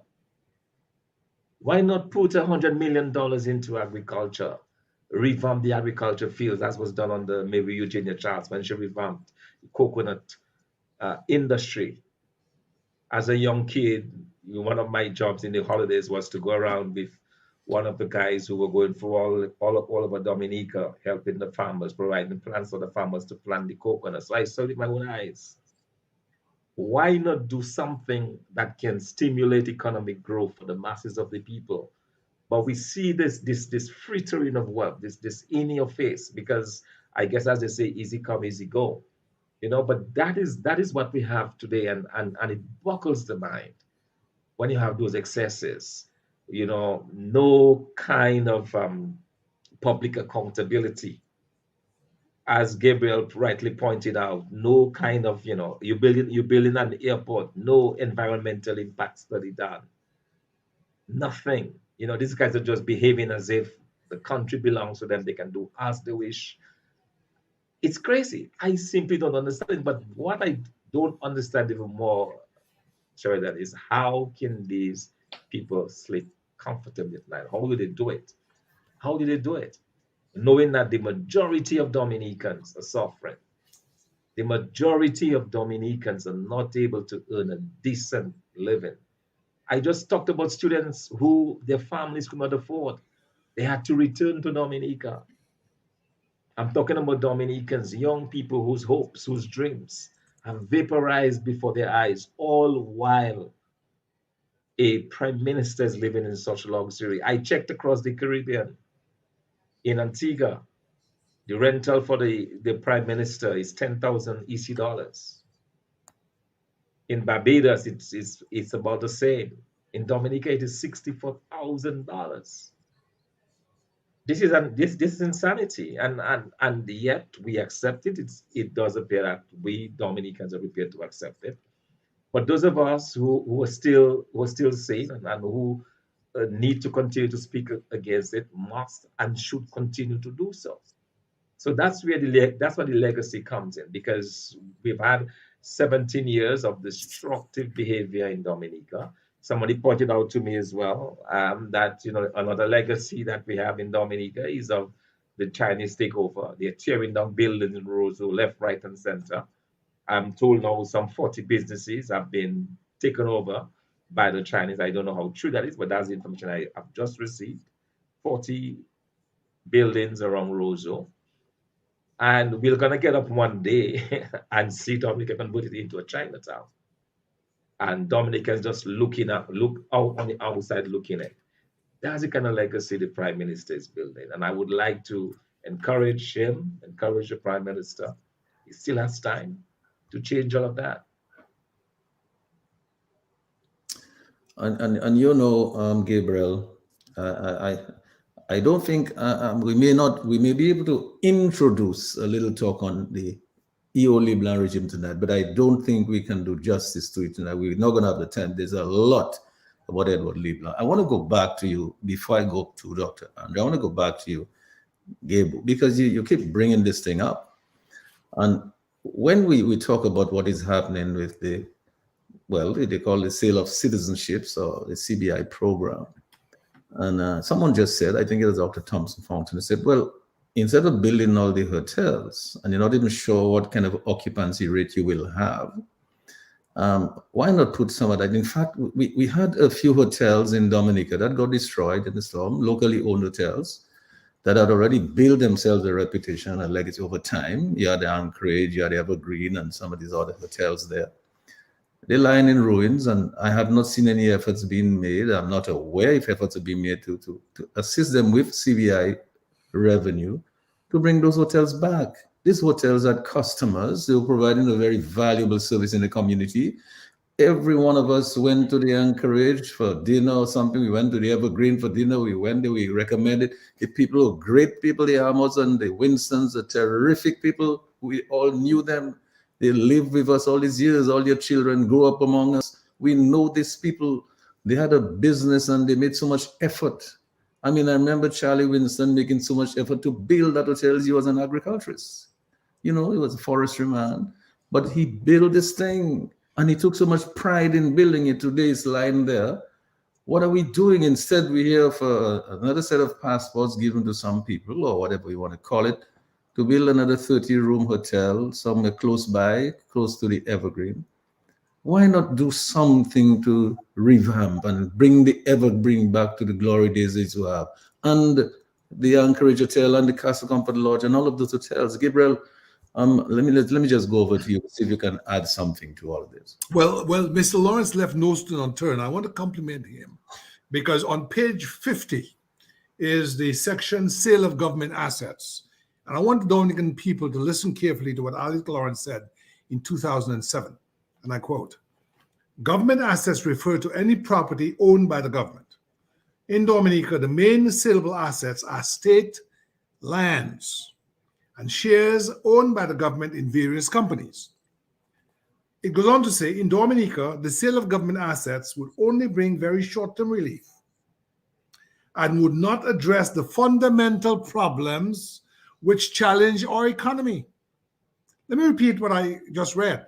It says, in Dominica, the sale of government assets would only bring very short-term relief and would not address the fundamental problems which challenge the economy. It goes on to say, additionally, there are strategic reasons why the government may wish to retain shares in certain companies. He mentions the National Bank, for instance. For example, some of these companies operate in very sensitive and important sectors of the economy, and the government may wish to be able to directly influence their policies and decisions. He goes on to say, also, there may be companies performing important social functions, which the government may not wish to leave wholly in the hands of the private sector. So what you've seen is that you've seen a total destruction of the public works.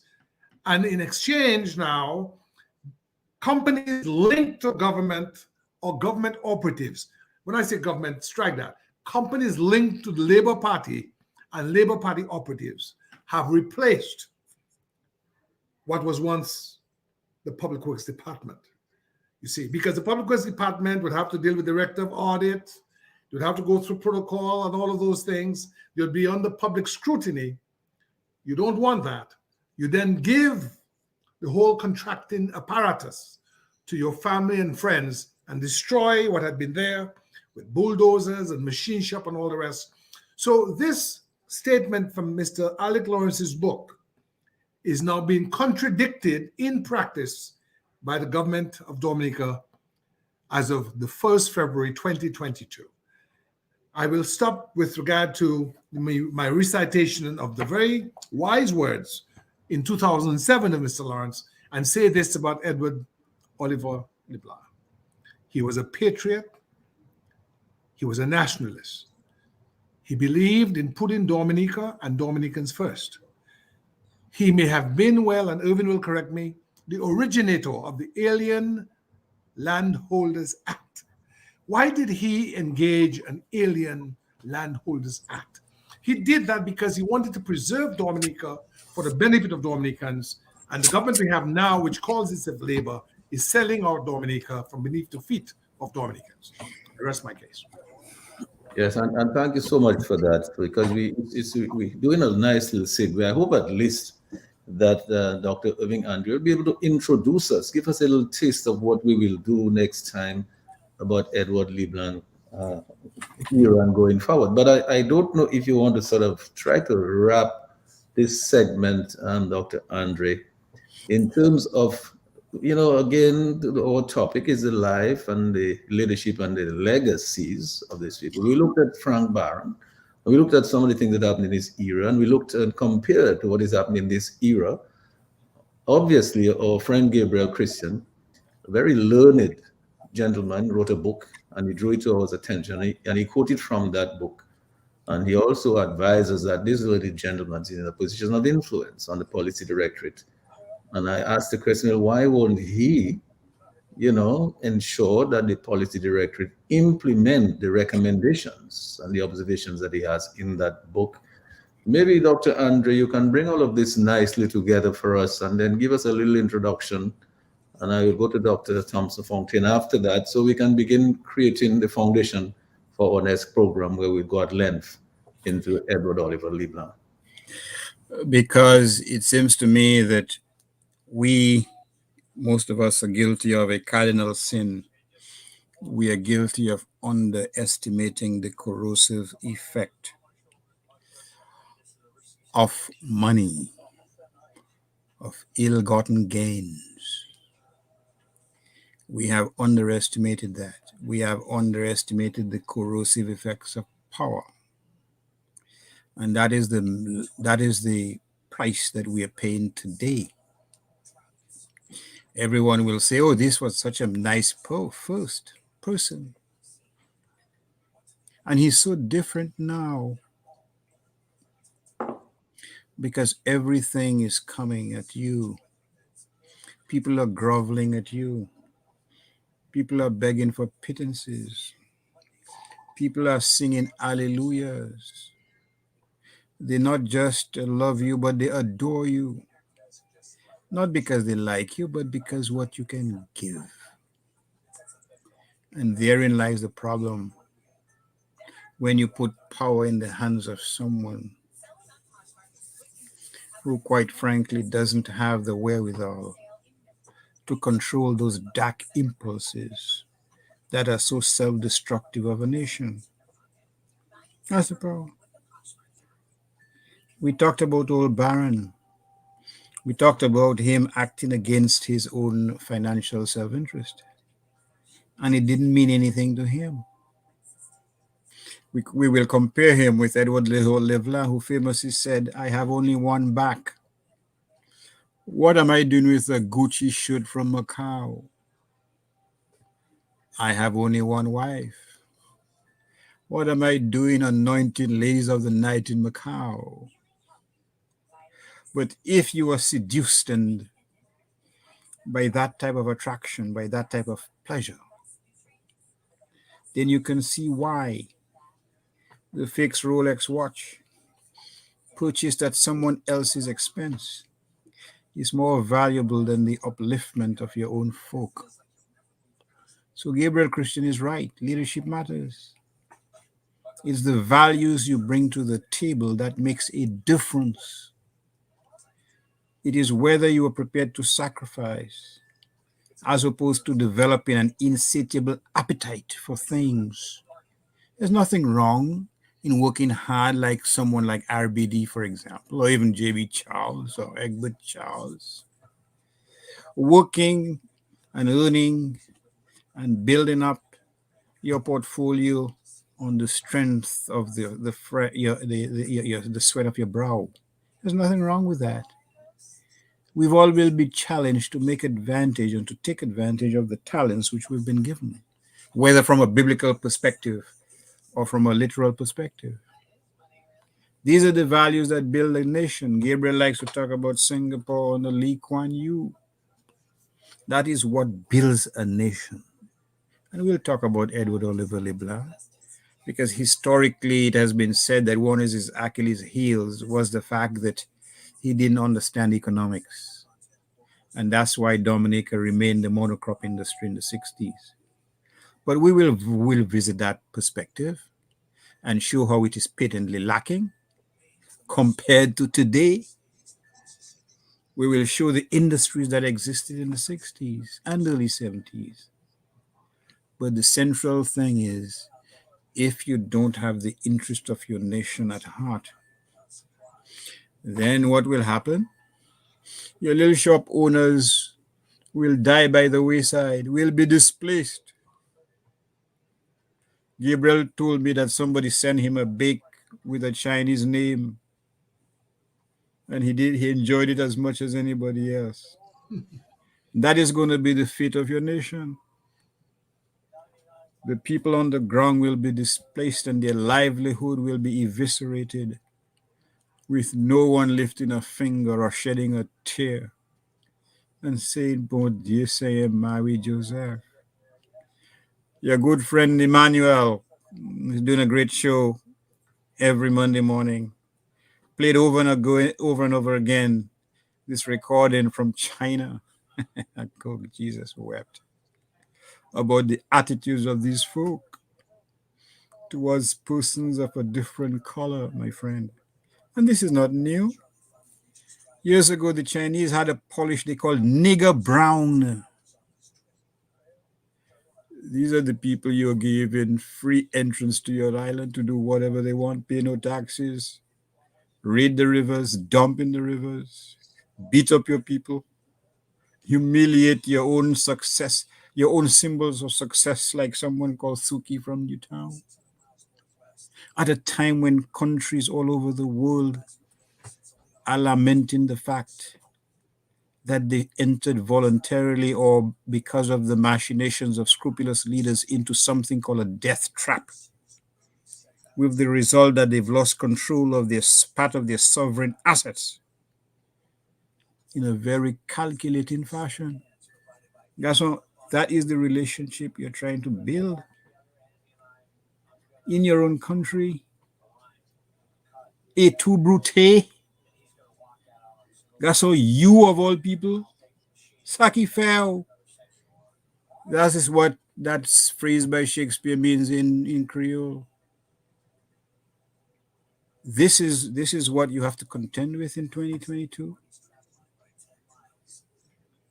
And we are taking no lessons from the past because our history was on an onward trajectory towards development and betterment from the 50s, the 60s, the 70s to the 80s, because the UWP did a tremendous amount of work in the brief 4.5 years that they held power from 96 or 95 to 1980.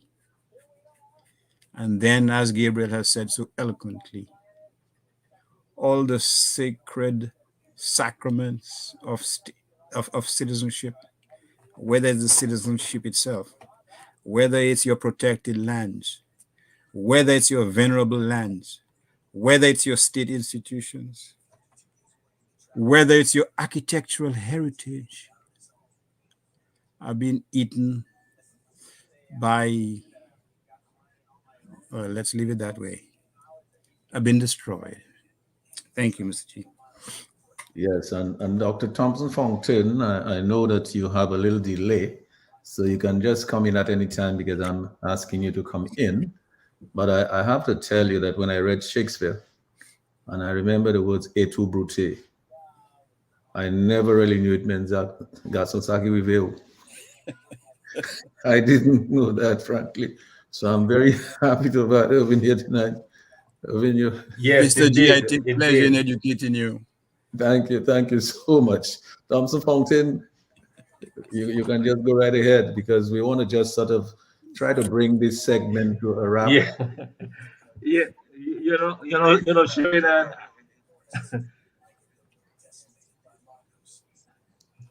And the really sad thing about all of this is that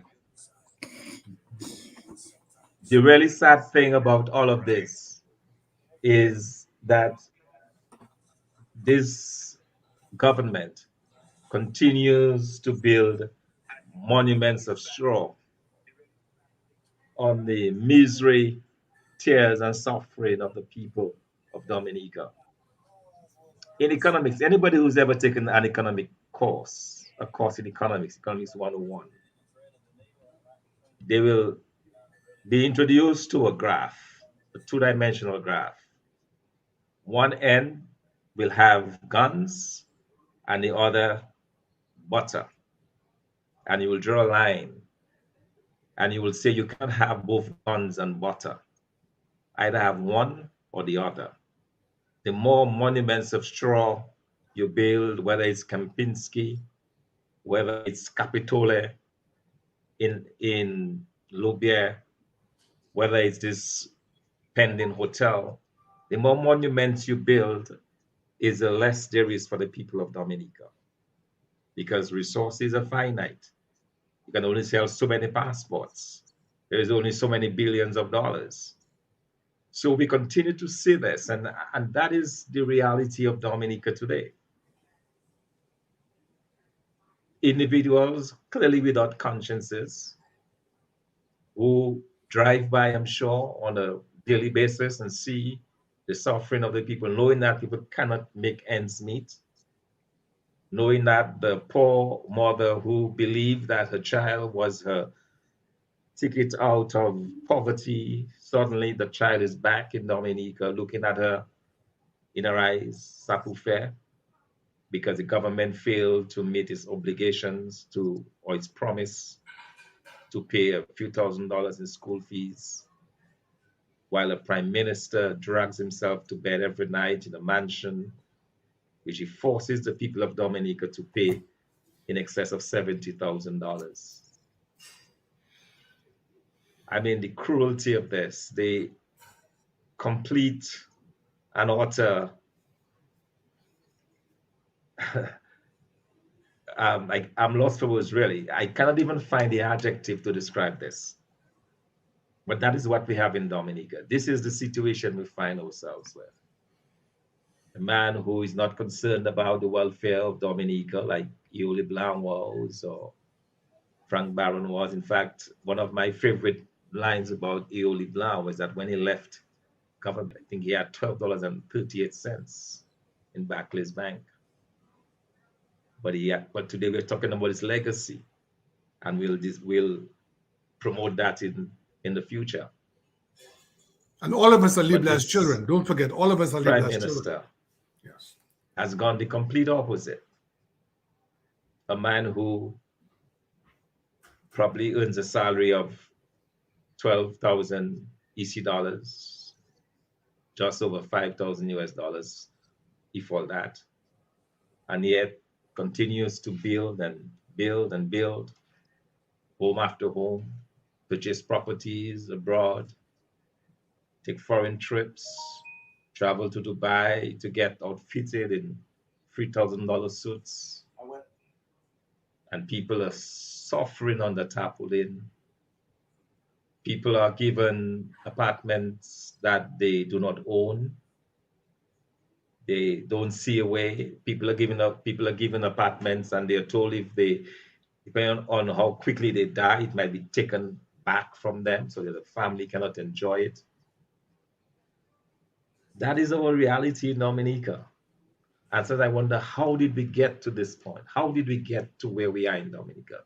How did we allow that to happen to us as Dominicans? When you look at the types of leaders that we had in the past, visionary leaders, individuals who were committed to developing the people first, not to use the people as stamping grounds, not to use the people as a means to get somewhere, but individuals who were committed to building the people of Dominica. You know, I had the privilege of meeting Frank Barron in person for the very first time in 2013. Was able to visit him in his home, and we spent several hours talking. But I was very happy to have met him, because I also wanted to deliver a message to him of thanks because his wife, Sybil Barron, is a person who, when as an unknown 14, 15-year-old from Grand Forks stepped into her office in the Ministry of Education, appealing for a scholarship to India. At the time, a few of my colleagues in SMA had gotten scholarships to India, like Dr. McIntyre, the current Minister of Health, and a few others. So I thought I would be able to benefit from this. So I went in there and made a case to her about wanting to go to study and so on. He says, well, sadly, the scholarships are finished. There are no more scholarships to in there. But don't worry, we'll get something for you. And within a month or two, I received a call for the school that there was something to the University of the West Indies. Because at that time in Dominica, you were granted scholarships on merit. You were not asked who you voted for. You were not asked who your parents are. Or that was not in the equation. It was whether or not you had the capability or you're able to do it. So I wanted to thank him because it was because of that that set me on the path to where I was, because I could not have done it otherwise. And I think about the many Dominican children of poor parents who have had their livelihoods removed from them and who were literally at the mercy of this government. At the mercy of this government because they rely upon this government for any and everything. They can, for example, clear land and build and plant and sell because there are no markets. They can't do what they want to do. So they are at the mercy of the government. And as such, their children suffer. I think about this generation of Dominicans. I think about how we've gone so wrong, how we've lost so much in this space of time simply because of the greed and, quite frankly, the insanity of this government. Because that's what it is. It's insanity.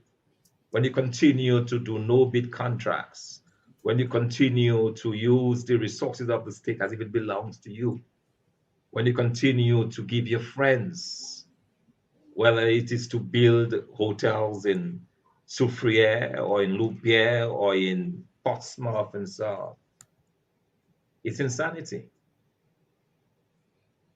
You know, but in all of this gloom and doom, Mr. G, I believe that we have to hope. We have to believe that we can do better than we've done. We have to believe that we can overcome this situation that we're in today, which sometimes I think about it and it makes no sense to me, that the government can be so brazen, that the prime minister can be so callous, that the prime minister can push himself on the people to the extent where he actually is getting away with all of this. I can only hope that the people of Dominica will think of the leaders that have gone before, will make the comparisons, and will understand that we can do better than what we have today. We'll understand that we need to break ourselves free from the shackle of this government. We need to break ourselves free from this malgovernance that has so stifled us, that has so destroyed the lives and the dreams of so many young people in Dominica. We need to believe that we can find a way out of this. And so I don't want to leave people with a sense of doom and gloom, but with optimism, with a belief that all good things come to an end. With the belief that we will, if we so desire, make a change. I want to end with a quote that my good friend Gabriel Christian, I know it did not come from him, but since it was not quoted, I believe it may be from Shakespeare. But it says that the lives of great men all remind us we can make our lives sublime, and departing leave behind us footprints on the sand of time. I think that's Longfellow. That's the legacy. Yes. Footprints on the sand of time. And the question becomes, what will the footprints, as time goes on, what will be the legacy of this Prime Minister? And thank you so much, Dr. Thomson Fontaine. Thank you so much for that. And Attorney Gabriel Christian, you know, footprints. We spoke tonight about the footprints of Frank Barron. I'm not so sure what footprints we'll be able to look at for our current leader. I believe when we meet next Tuesday, we'll talk about the footprints of Edward Oliver Leblanc and maybe some of the people who came after him. We'll talk about them, and I know you have a lot to contribute to that conversation.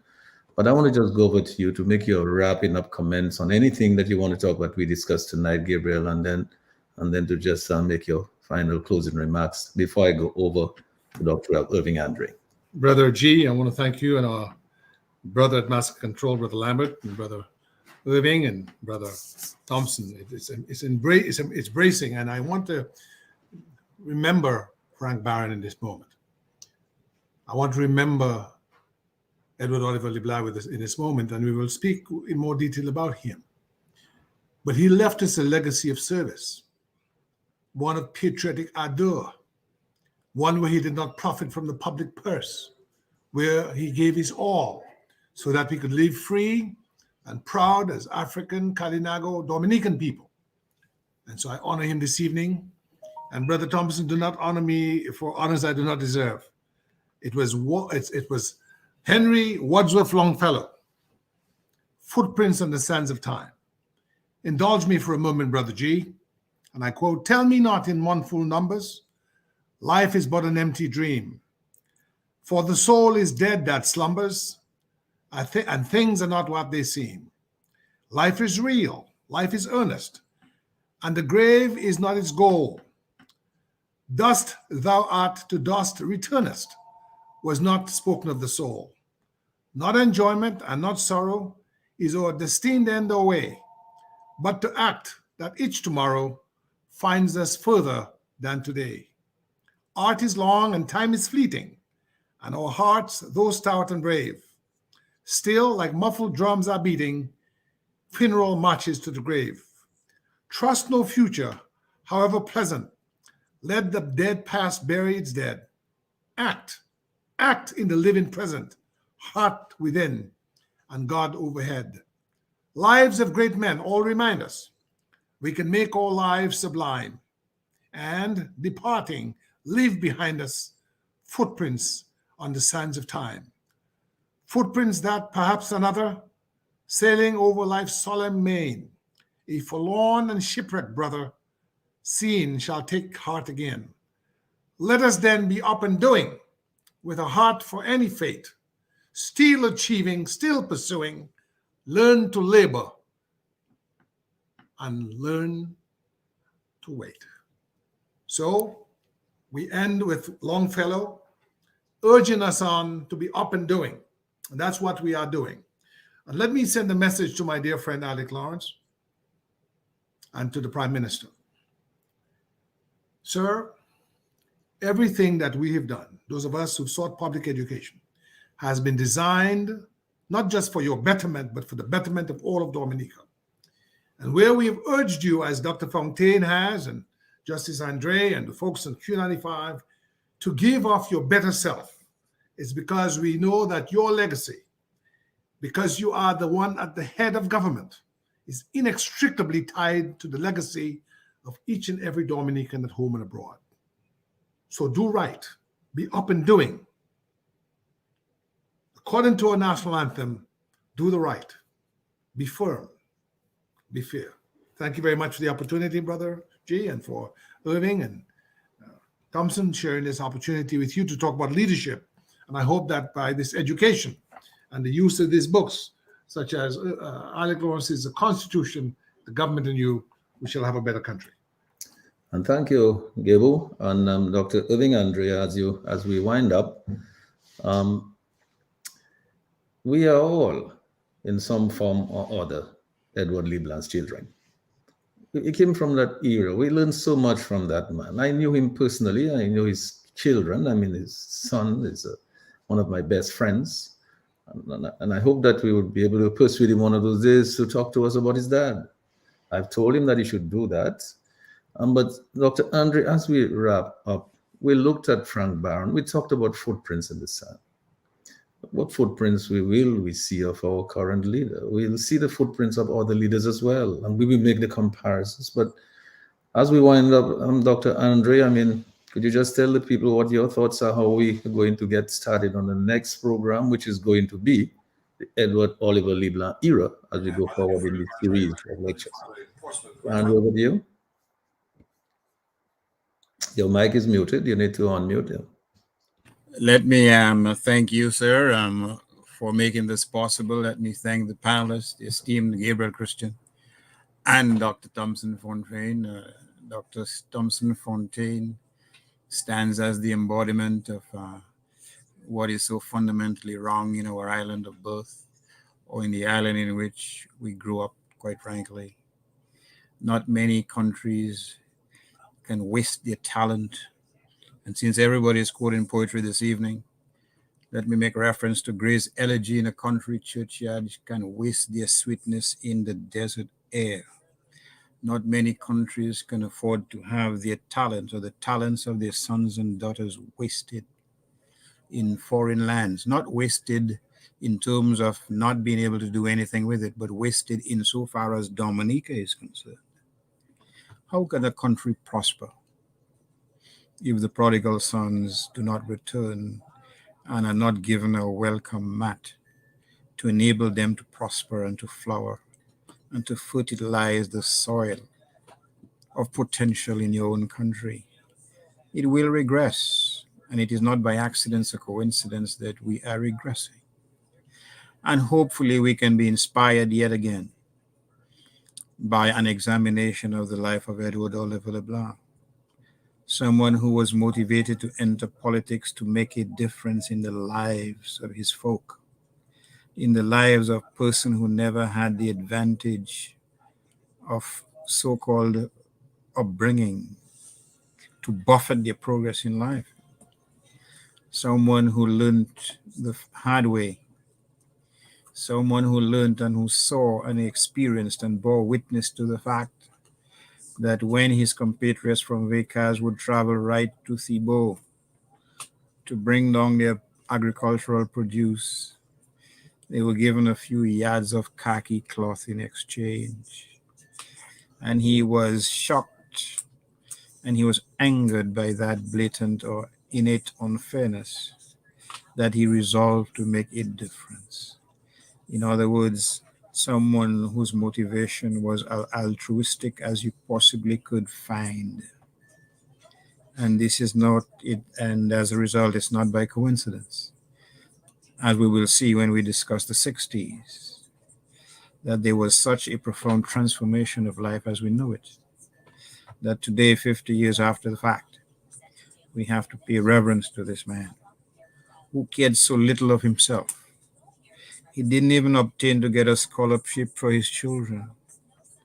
He didn't even make it possible for his brothers and sisters to buy lands when Canefield was being opened up as a housing project. Who financed the education of 7 children in addition to his own. And Thomson has told us how much money he had in the bank when he left office. And he had no regrets, because his philosophy was, I was doing my job. Don't thank me for building feeder roads. It's part of my job. Don't thank me for improving the lot of the farmers in Dominica. It's my job. Don't thank me for making possible the fact that hundreds of farmers from the countryside could send their children to school. I bore witness to that because I met many of them in the Dominica Grammar School hostel in the 1970s. Making it possible for persons to lift themselves up by the sweat of their brow, not by begging for $100 here or there, not by creating a culture or ethos of dependency, but by creating an ethos of creativity, of industry, of endurance, of hard work, so that we can build a nation and one we can be proud of. But again, we'll have occasion to discuss what happened to that dream that is lost. What happened to it? What happened to the dream? What happened to that philosophy? Why have we not built on it? Why have we cast it by the wayside? And that is what we should examine critically, because quite frankly, a nation cannot prosper. What's the biblical saying? A nation cannot prosper if it cannot produce and make use of those biblical talents that its citizens have been given. But all is not lost. We have bright lights all over the diaspora. We have bright lights in Dominica. And as long as that flame keeps burning, there is hope. There is hope that we can change it around. And I end with this. The U.S. has a long established and cherished history of going after money launderers. Go and ask the former Minister of Barbados, who's languishing in New York jail for 3 years after laundering only $30,000. So those who believe, what is the famous Martin Luther King saying again? The arc of the universe is long, but it bends towards justice. So I say to those who falter in terms of their hopes for a better future, be not afraid. Be not afraid. The universe will unfold as it is. But there comes a time when we all have to account for our deeds, or should I say misdeeds. So keep hope alive, if I may borrow a phrase from Jesse Jackson. I'm certainly keeping it alive and doing everything that we can.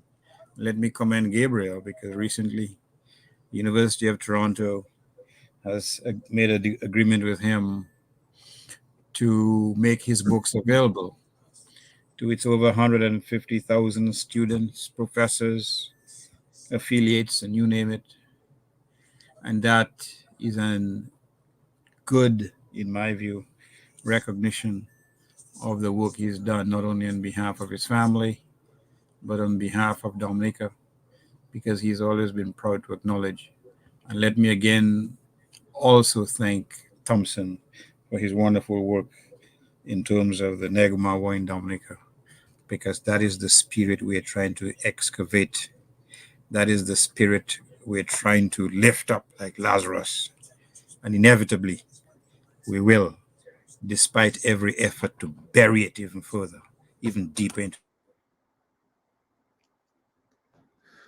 And let me thank you, Dr. Irving Andre, and you, Attorney Gabriel Christian, and you, Dr. Thomson Fontaine. And Gabriel, you wanted to say something. If you did, you want to unmute your mic. You need to unmute your mic, though, Gabriel. In my excitement, I forgot technology. I want to object for the record, because Irving Andre likes to do what is called deflection, but he does it in a very charitable, generous, kind, and honest way, because he never seeks to get involved in grandstanding. More like Dr. Fontaine and you, Mr. G, humility is his name. And so when he spoke about the University of Toronto, I beg to say that he was maybe talking about himself, and I'm reliably informed that if he is to be given anything at the University of Toronto, if I am to be given any honor, it's only by association with him. So thank you, Irving, for your leadership all these years. Thank you, Thomson, for your touring work on the Maroons, which continues to gain accolades. Thank you, Mr. G, for trying to add to the circumference of our knowledge on Dominica, because it's by this engagement and public education that we can yet build a responsible, honest, and dignified nation. Thanks, sir. Yes, and thank you all, gentlemen, Dr. Thomson Fontaine, Gabriel, and Dr. Irving Andre. And thank you so much, Lambi and Sherwin. and all of our listeners on the radio, and all of our persons who've been with us on Facebook and on YouTube and on the other platforms. I really want to thank everybody for this. I certainly learned a lot tonight. I feel humbled by all of what I'm hearing. I have to tell you that I eagerly look forward to next Tuesday, when we will be discussing Edward Oliver Leblanc, his life, his leadership, and his legacy. It's such a big deal. And the question that Irving Andre asked us, why have we not built on his philosophy? Why did we not build on that? So this is a good question that we'll try to answer when we come back on Tuesday. But I want to say this, that I knew Frank Barron. I knew Edward Oliver Leblanc. As a matter of fact, Edward Oliver Leblanc's brother is my godfather.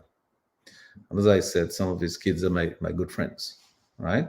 So I want to just say that I really look forward to discussing this man. He's such a humble man. And if you think about it, you know, they say every great man has a tremendous woman behind him. And his wife, tremendous woman. You never heard much about her, but she was there, powerful, very strong. And I believe Dr. Andre will tell us all about it next Tuesday. So I just want to say good night to everybody. And thank you so much for participating here tonight. I hope we all learned something. I hope the students out there learned something. And I certainly hope that Gabriel's good friend and mine as well, Mr. Alec Lawrence, will have listened to some of the recommendations made by Gabriel and see if we could still get that book into the schools. And maybe take a page out of the book of Dr. Andre and Gabriel Christian and try to get in these books at the University of Toronto. Can he get that book into the schools in London, maybe at the University of the West Indies? That would probably be great good for Dominica and the administration of the political directorate in our country and in some of the other islands in the region. Such a brilliant book, a brilliant man. For it to lie waste on a shelf somewhere, taking dust, I think it should be, the things in there should be implemented, and I recommend it very strongly. I hope I will meet Alec Lawrence very soon. And if I meet him, I will say to him, yes, my brother, you need to make every effort to ensure that that book finds its way into the schools system in Dominica and in the region. So, gentlemen, thank you so much. And I just left for me to say good night and look forward to us continuing the conversation next Tuesday on the life, leadership, and legacy of our other leaders, beginning with Mr. Edward Oliver Leblanc. So, pleasant good night to everybody. Thank you. Bye-bye. Take care, Lambi. Bye, Sherwin.